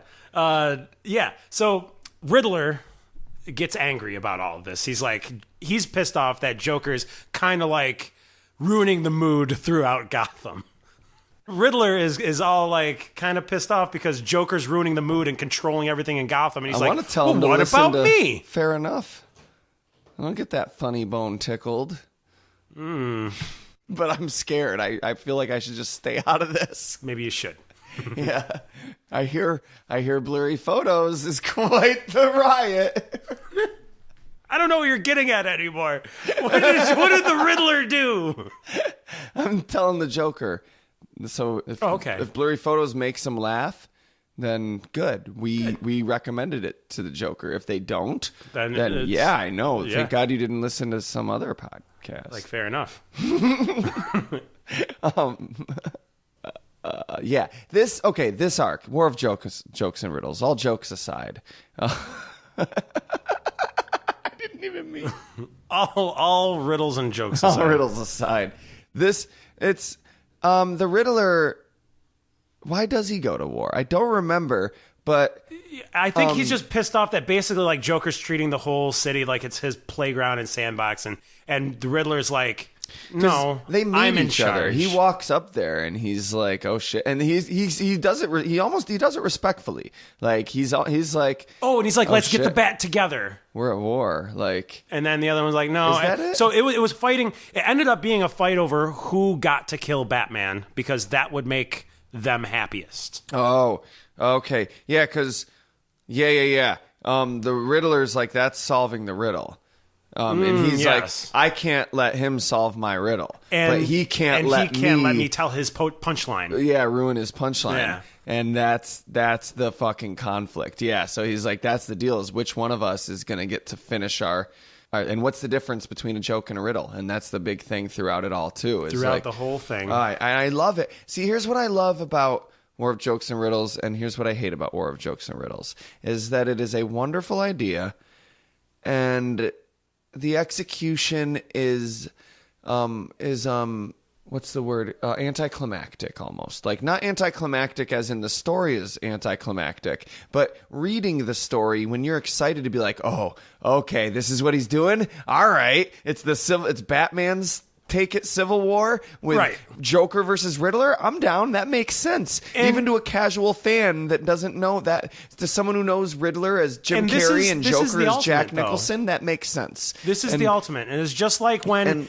in Freddy vs. Jason, everybody was mad that there was nobody picked a side, because regardless, this is what would have happened. And no matter what side you pick, somebody was going to be pissed off. And that's always exciting to me too, because I like seeing, okay, how are they going to handle this? I think Freddy vs. Jason did it okay. They made an amazing movie. You can't really pick a side in that, or else you're going to alienate half of the fans. Exactly. And it wouldn't be a good choice to do that, but at the same time, like, not for a big budget blockbuster, but you can do that with the comic book. But for example, Godzilla vs. King Kong is coming out soon. And I think if they end that one with an unclear winner, after we've already seen Freddy vs. Jason, we've already seen the Alien vs. Predator. We've already seen the War of Jokes and Riddles. Sadako vs. Kayako. We've already seen Superman versus Goku. Superman versus Batman. Yeah, Superman versus Goku. No, that ended with a winner. Superman versus Aliens. We've seen that one. Superman versus Goku ended with a winner. I haven't forgotten. Never forget.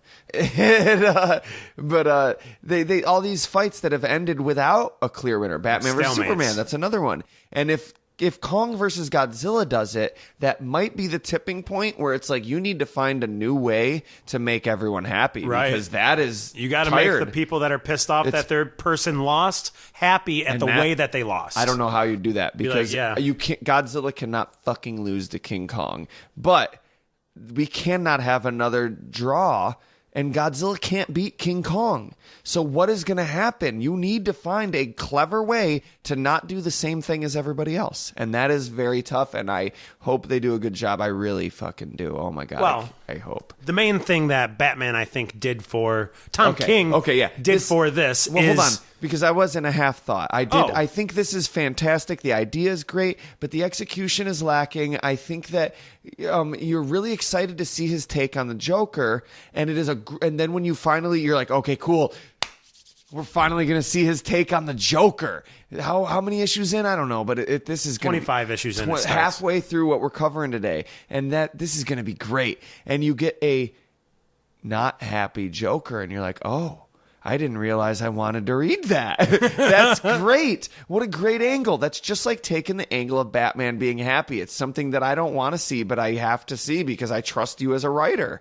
So let me see what you got for me, bro. And it doesn't live up to your expectations, I think, no matter who you are. And I'm probably wrong because a lot of people probably liked it. But I feel like regardless... Really, be honest. Does it live up to your expectations of the War of Jokes and Riddles? I still don't buy why Batman chose the way he chose. Because it came out, he had to choose a side. I know. I don't. And I was kind of like, well, why did you choose? Actually, I do. Because you know what? Okay, let's get into it. Calculated madness versus chaos is a what Batman it came down choice. to. And you know what? At first, it does seem like, no, Batman would not choose either. But actually, especially this Batman right now, who's trying to be pragmatic since Gotham and Gotham and this Girl. Is, again, this his first year. Gotham Girl, and fucking Catwoman have just sort of changed his worldviews. Right, but this takes place before all that. Made him start questioning it. Oh, that's right. It takes place within his first year of operation. Second year of operation. Thematically, though, this is a Batman who's trying to be pragmatic. Right. That's what we the reader, know him as. Now we're going back to seeing how we got there. He's going to choose a side to save the city, and of course it's not going to be Joker. Of course it's going to be the Riddler. It doesn't, I don't know. Yeah, it's weird to see Batman choose a side, though. To be like, you know what, fuck it. That felt weird. I am on the Riddler's side, because he seems like he should be too stubborn. But part of this is accepting that, all right, well, Batman's a human. And you know what? Maybe he could grow and choose not to be stubborn. But then even after he does choose a side, Batman does say, I don't think I made the right choice. And he's questioning himself. And then this is the story of the worst thing he's ever done. Okay? And the worst thing he's ever done is try to kill the Riddler? Is decide he was going to kill the Riddler? No, it was the way he used Kite-Man and manipulated Kite-Man. Wait, what? It was the way he used a manipulated Kite-Man to get to finish the story. That's not what he said. He said, I intended on killing him. Yeah, and that's the worst thing he's ever done. Yeah, that's what I mean. Wait, Riddler's not dead. No, but he intended on killing Riddler. Joker saved his life. That's how it ends. It ends with Batman. Yeah, Batman is pissed over what the Riddler did to using Kite-Man. Oh, Riddler, and he was going to kill him, and Joker saved him. We're going to talk about Kite-Man in a minute. I want to hold off on Kite-Man, but we will in a minute. But like Riddler used Kite-Man, and he killed his kid. He killed his fucking kid, and Kite-Man's like one of the most innocent of Batman villains in this. He's a laughingstock, just he is to a laughing C-grade villain. Base. And Riddler used him, and just Batman's looking at it, and he's like, "Oh my god, you fucking murdered this dude's child in the most painful." He gave him a disease, like in the most painful way for him, for both the child and his family possible, without even caring to make. The whole point was Riddler was like, "I can make the Joker laugh." Kite-Man takes him down, and Kite-Man's a fucking joke. Yeah. And at the end of the day, and the Riddler, and when it all comes to a head, and they're all Batman, the Riddler, and the Joker, and Kite-Man are all there. Kite-Man was the one, because Batman ends up using Kite-Man to get in and infiltrate and stop him. But Riddler set that all up. He knew Batman was going to do that, and he set it up. And he's like, "Wait, Joker, why aren't you laughing? Don't tell me you don't get it." And Joker's like, "That's your joke." And Batman's like, "Hold on, what's going on here? Hold on, I don't keep up. Is this like Saturday Night Live? Right. I don't get Saturday Night Live anymore because I don't keep up with politics. So like, what's going on here? I'm confused." Who is Kellyanne Conway? and Riddler's like, "Are you fucking kidding me? You're the Joker. You're the fucking Joker. I'd suck your dick right now if you asked me to. You're the fucking Joker. And you were just taken down by fucking Kite-Man." His claim to fame was that part in the Lego movie was kind of funny. And it lasts 2 seconds. Like, you just got taken down by Kite-Man. Hell yeah. Like, you're not laughing. And Joker's like, "Yeah, that's a funny joke. I mean, college humor. That could be a college humor video." I have a mental illness. And Riddler's Stop like, yelling at wait, me. Hold on. Modern college humor or like 2007 college humor? And Joker's like, 2014? Are you fucking kidding me? Why? It doesn't even have Will Ferrell. Like, he's like, "That is priceless. Are you kidding me? You know how many people died? I tore Gotham's infrastructure apart. Yo, this was like some eternal hush shit. Oh, yeah. I got every villain. Motherfucker Clayface, motherfucking ventriloquist, motherfucking Deadshot. Yo, these are all egomaniacs, Joker, and I got them to pick sides. Yo, some of them even teamed up with me. They're fucking idiots. They teamed up with me, jokes. Like, you don't, and I put all this work into making you laugh, and you're not even gonna give me a chuckle, bro." Like that. So I'm going way on, but like Riddler is floored. He's like, this all was about. And Batman is like, "I'm gonna kill you now." "Are you fucking kidding me? That's why Kite-Man's child will never have a life? Are you fucking kidding me?" And Batman just loses it, and he's talking to Catwoman, and he's like, "This is the time. This is not when it happens. When I did the worst thing I've ever done. Break his own code and try to kill somebody." He grabbed a knife, and he's like, "I'm gonna kill the Riddler. This is fucking out. I can't believe out of every." And he goes to fucking kill the Riddler, and Joker steps forward and sort of stops him from killing the Riddler.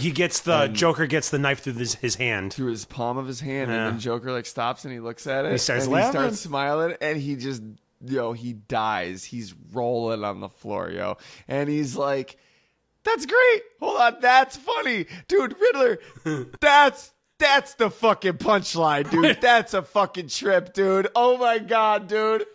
All right, Ed. High five. All right. No, but I'm losing a lot of blood here. Call the ambulance. get me my, what's the name of the first Panic at the Disco CD? Take your pants off and jacket. Yes.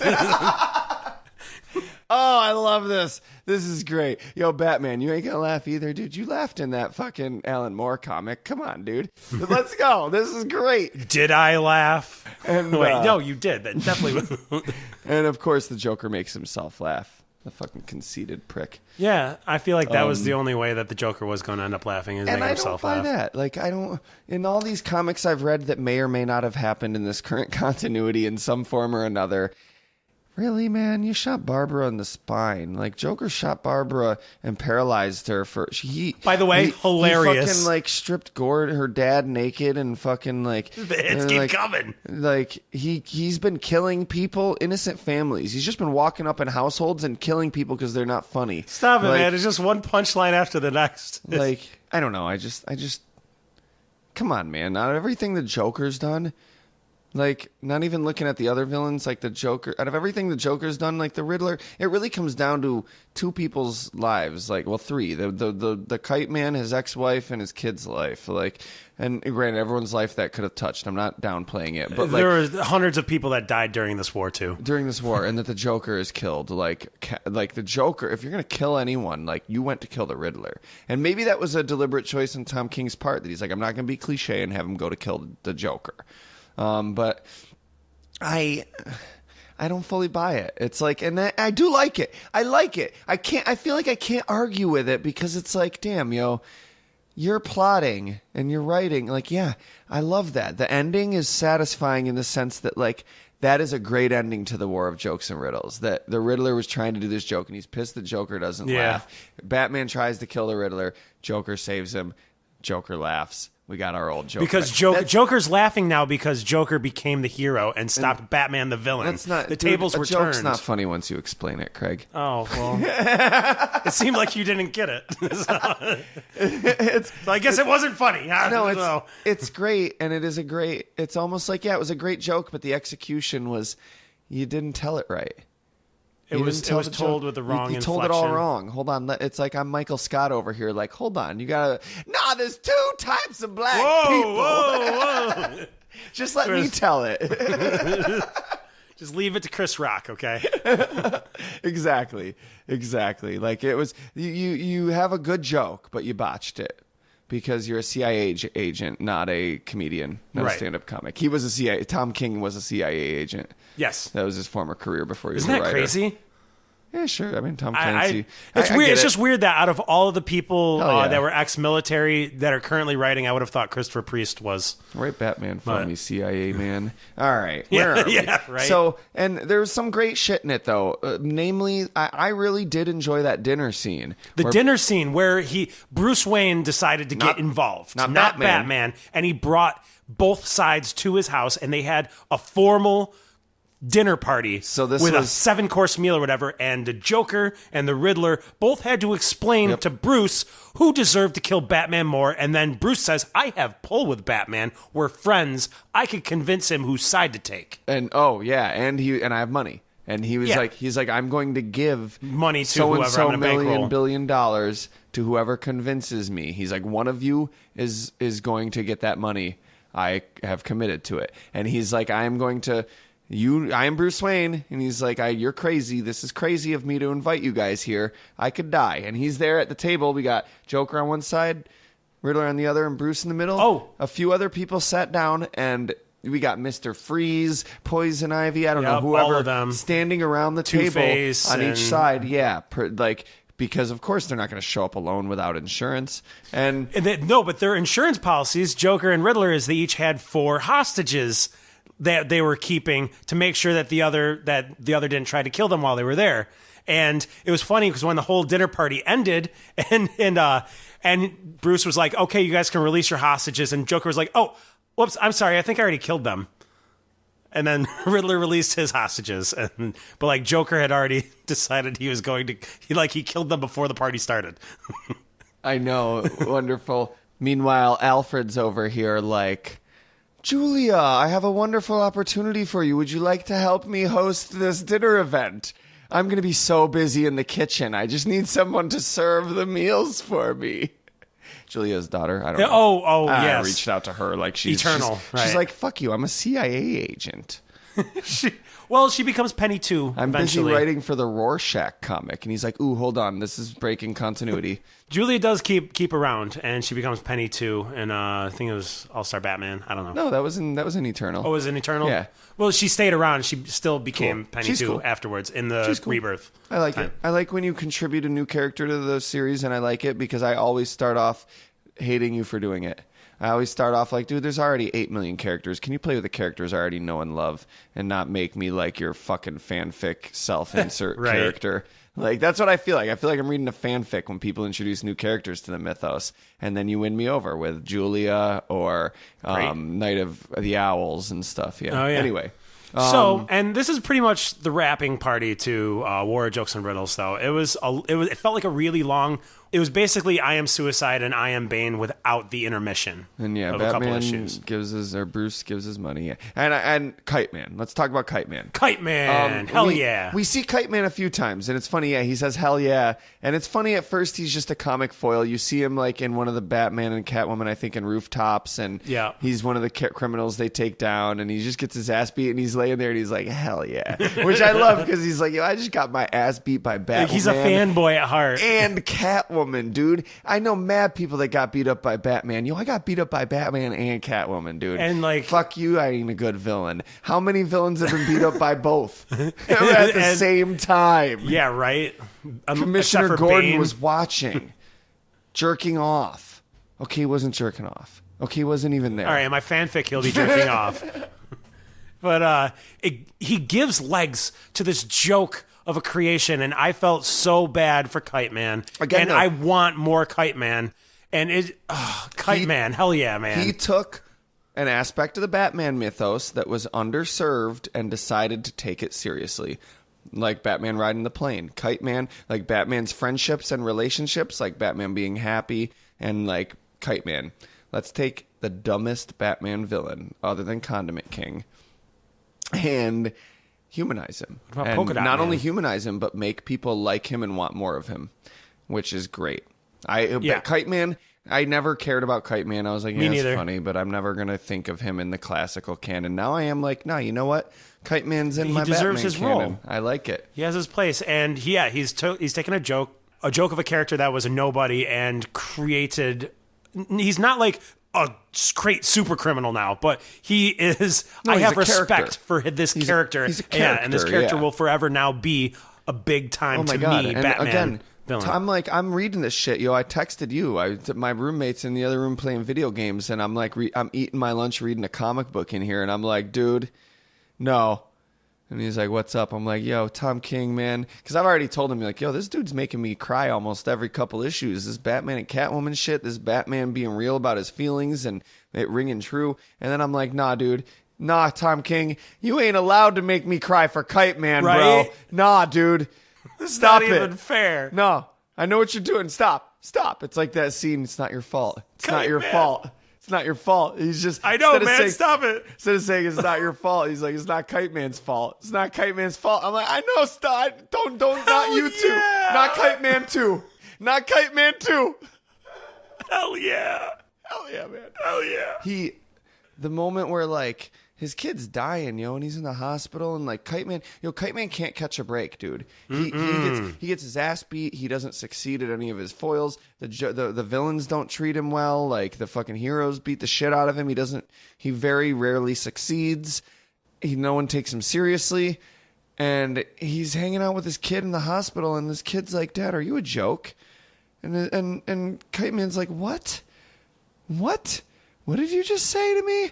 And he's like, fuck you say to me? and he's like, well, Mom the other day was talking on the phone, and she said you were a joke, and I don't get it. I don't understand. And not I don't get it. No pun intended, but like I don't. What does she mean? That doesn't make sense. Because he's a Like, kid that doesn't grasp Yeah. the concept that he's a loser. He knows what a joke Yeah. is, and he's like, he's a Right. person. He isn't a joke. Right, He tells yeah. jokes. He's never heard that, so he Yeah. doesn't get it. He doesn't get what that's supposed to mean. He probably likes jokes, so he doesn't get that would be an insult. Margaret!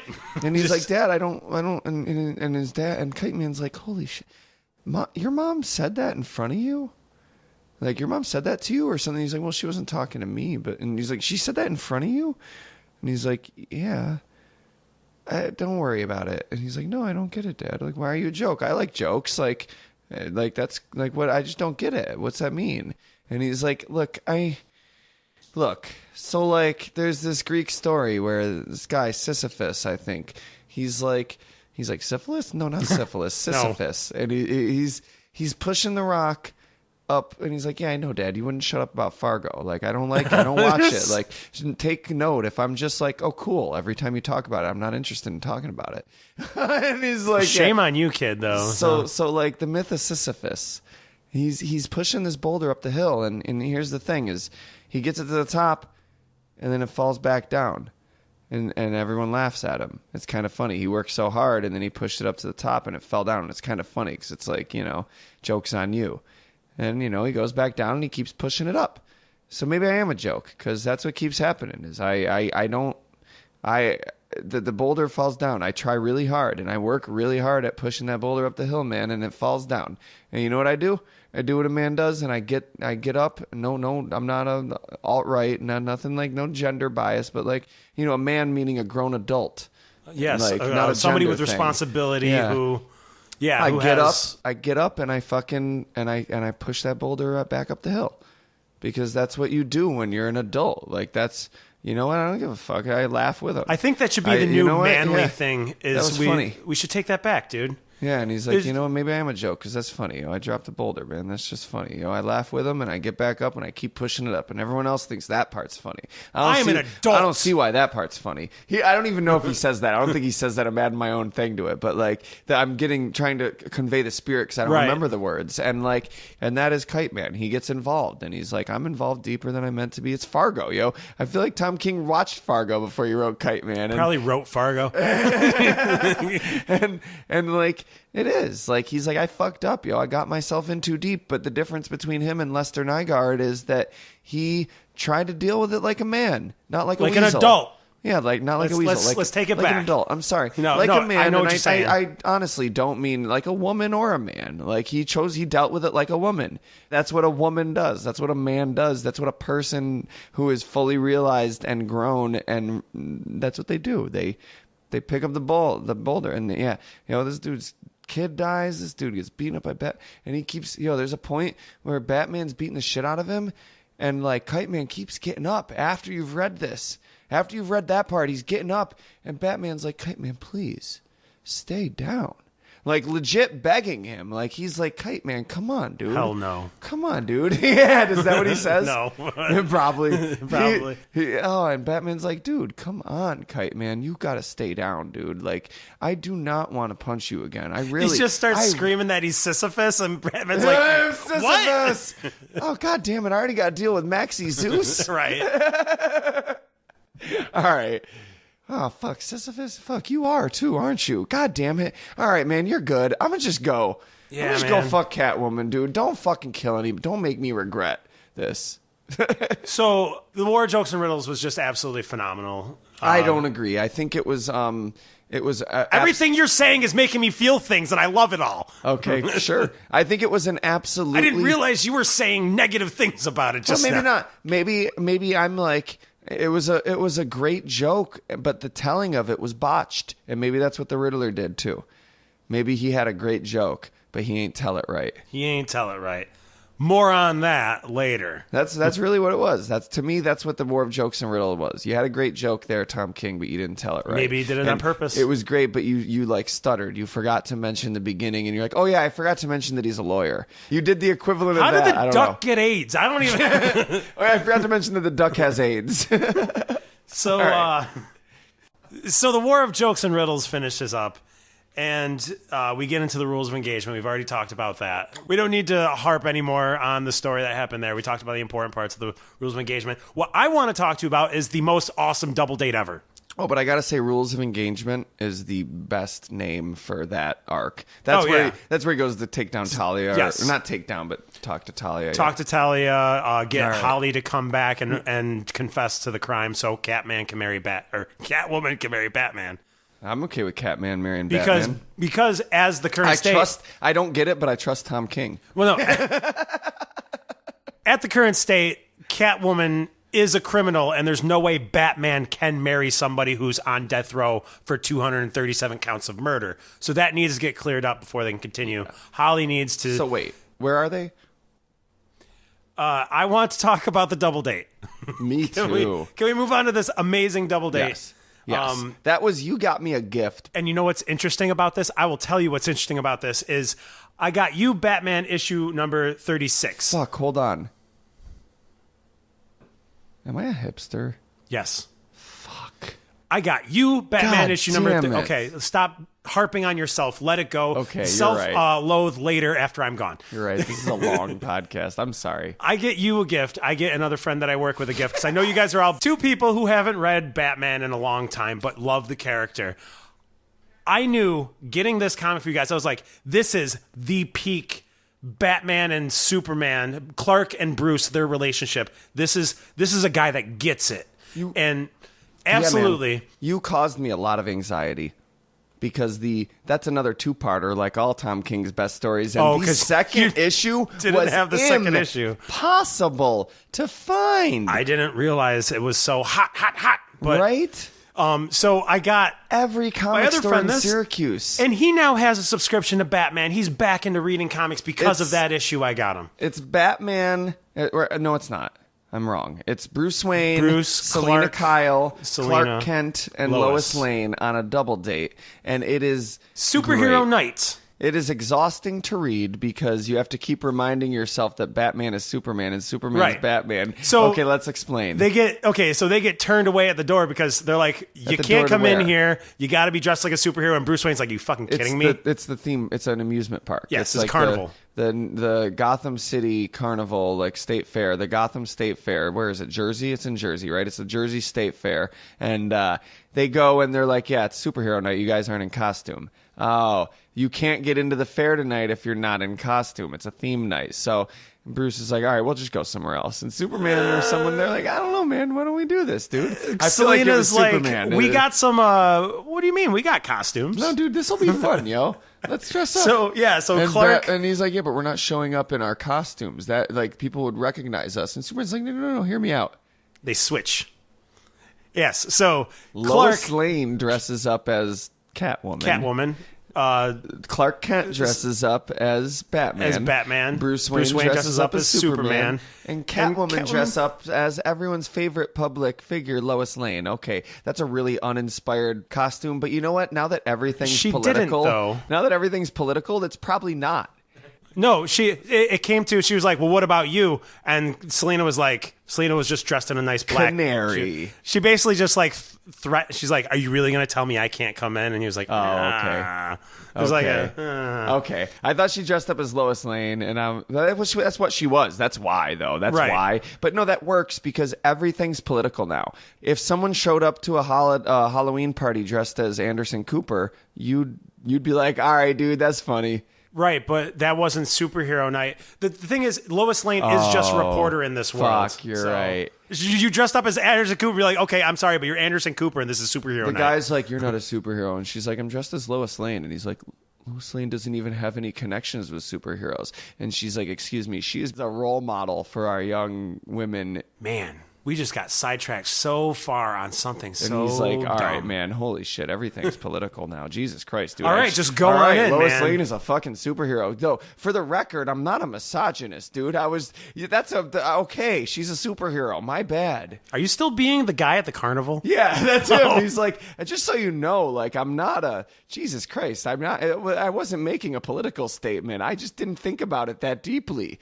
I'm sorry, go ahead.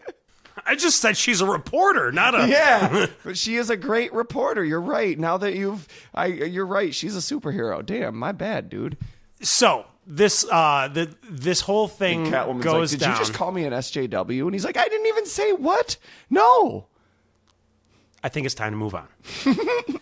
This whole thing goes down, and they're having the best dialogue, I think, in the entirety of this whole run. To me personally, are in these two issues. And the absolute favorite line of the entire Tom King Batman is Lois Lane and Selina Kyle talking about how it happened. And Selena goes, oh, yeah, it was totally beautiful. He presented the ring. But then he said, will you marry me? But first, I have to tell you a story about kite-man.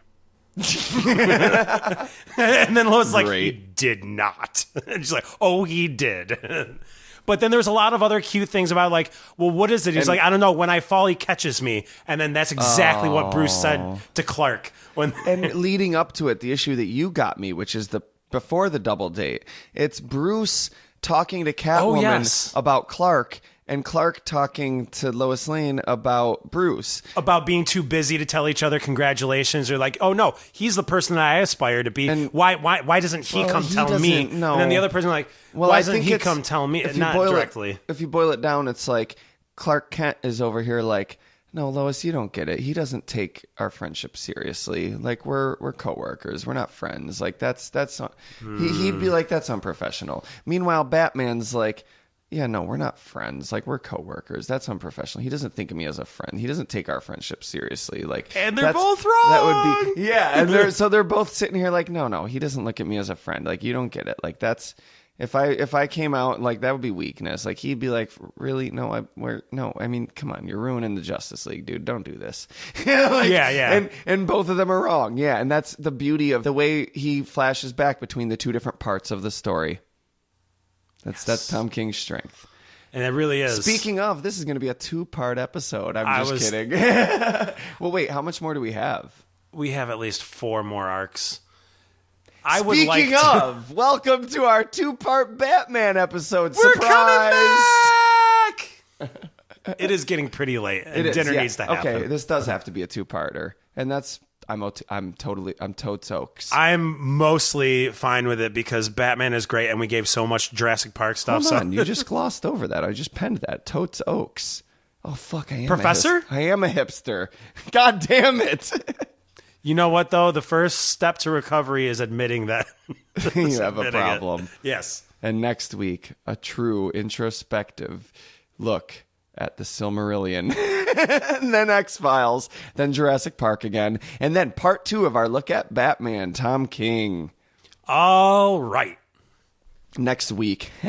That's the joke. That's what made Joker laugh, is that our podcast is going to come out next week. I thought it was he finally felt something from the pain in his hand.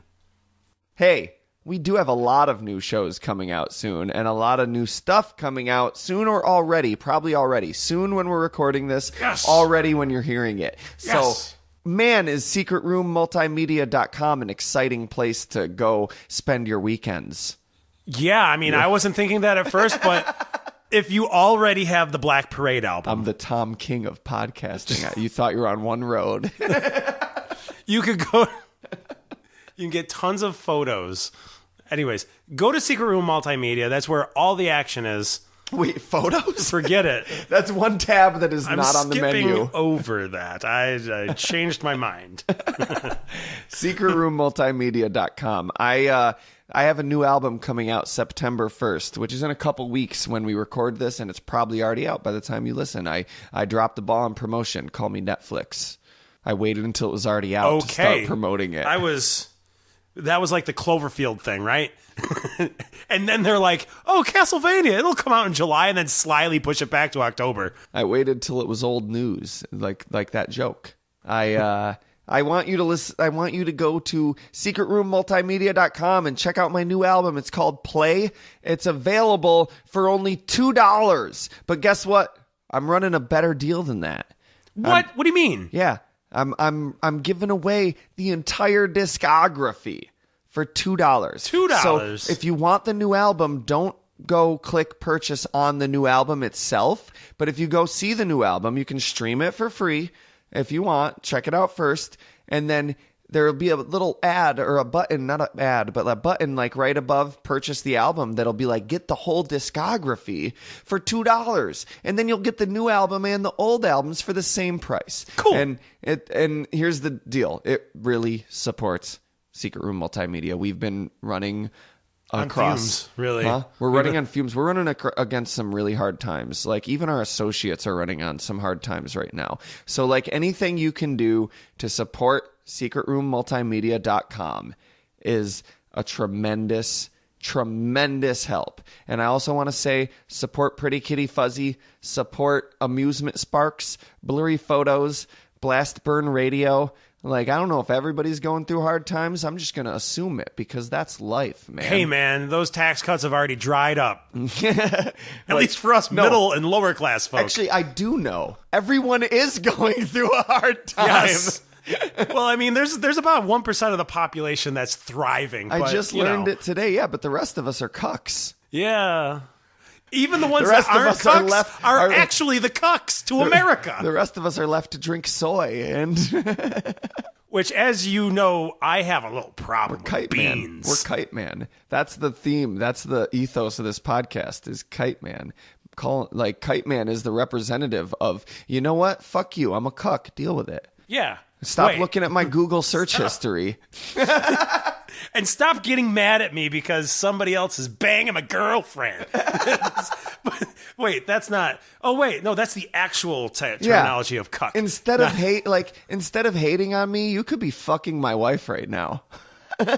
Think about that. Instead, you chose to get mad at my estrogen levels.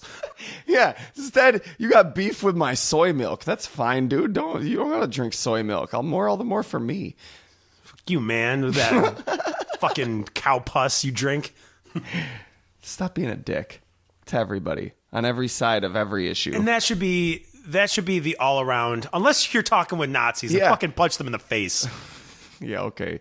Well, yeah, but Nazis, they could still stop being a dick at any time. Well, once the Nazis stop being dicks, I'll stop punching them in the face. I'm not going to begrudge them their free will. They have it in their ability to turn their lives around and make the world a better place. Except that they don't, though. Yeah, so when they do, I'll stop telling people to punch them in the face. Yeah, be kite man. Stop calling other people cucks. Admit that you're a cuck and cuck it up. Something, I've lost all motivation. You Russia started this, Craig. I know, but now I'm so tired. Russia, and you see there's things happening with Ollie North now, and... No, this is your fault. It's on you. That's your moment of zen. I'm going to go back down the hill, pick up that goddamn boulder, and bring it back up the hill. SecretRoomMultimedia.com. We got more coming out. We've got exclusive series that you're not going to find on iTunes that you're only going to be able to access from SecretRoomMultimedia.com soon. Well, you'll find them other places, but not the normal places. We're doing some cool shit. It's coming very soon. We've been working. Soon. Don't worry. We know we've been slowing down, but we are not going anywhere. Show some love, and we'll show up. And we love you, and I love you all, especially you, Nathan, for giving me the opportunity to come here and girl gab about Batman. Girl gab? What the fuck is that? That was very sexist. I'm sorry. I do say fangirl out, but it's not because I feel like the behavior is inherently feminine. It's because why should I have to say fanboy? Why can't fangirl be the overarching representative term? What I want you to take away from this is that I'm trying to get over these stereotypes. And I hope you enjoyed the last episode of Fair Enough you listened to now that it's all politics. Love you! My name is Craig Lewis. I tried! And I'm Nathan Kappesser, and I ain't trying for shit, dude. Yeah, Fuck not you, no more. dude. I do this for free.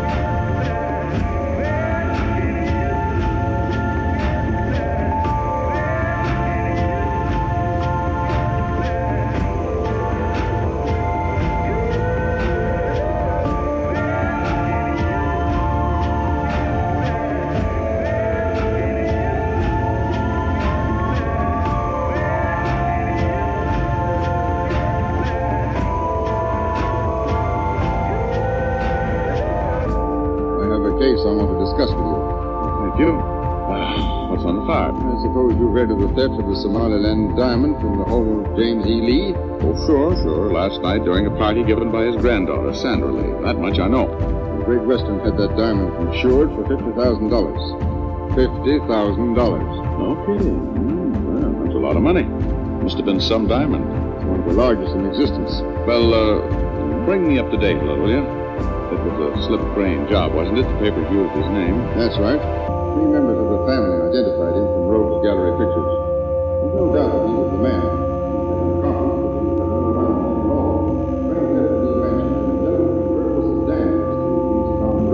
Blood on the seat, and it's thought that either Crane or his accomplice was wounded. They're believed to be here in the area. Huh? I haven't made any attempt to run the police blockade, and that's all the information I have for you, Rogue. I'm not promising anything. Oh, yes, there is one more thing. The Lee family has been extremely uncooperative today. Extremely so. They practically refuse to talk with either the newspapers or the police. Well, how do you figure that? I mean, what do you suppose is their angle? That is what we are paying you to discover, Mr. Rogue.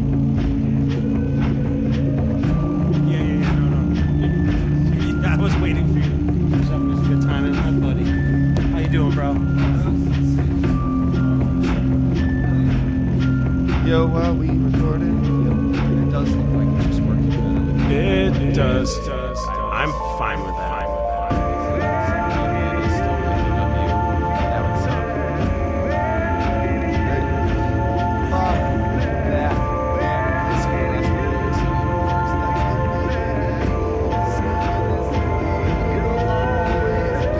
Sounds like something they played in FYE. It's so bad. It's like Good Charlotte. If Good Charlotte was more Good Charlotte than Good Charlotte. Good Charlotte section. Good grievous. There was never anything good about Charlotte. And now it's all the filters off. I drink almond milk. I don't give a fuck.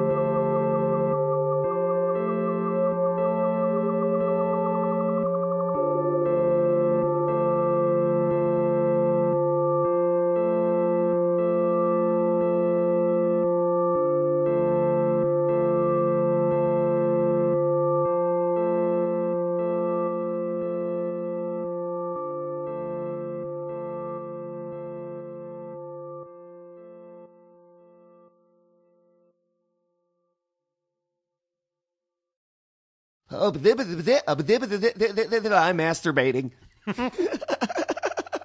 Why can't that be the end of this podcast?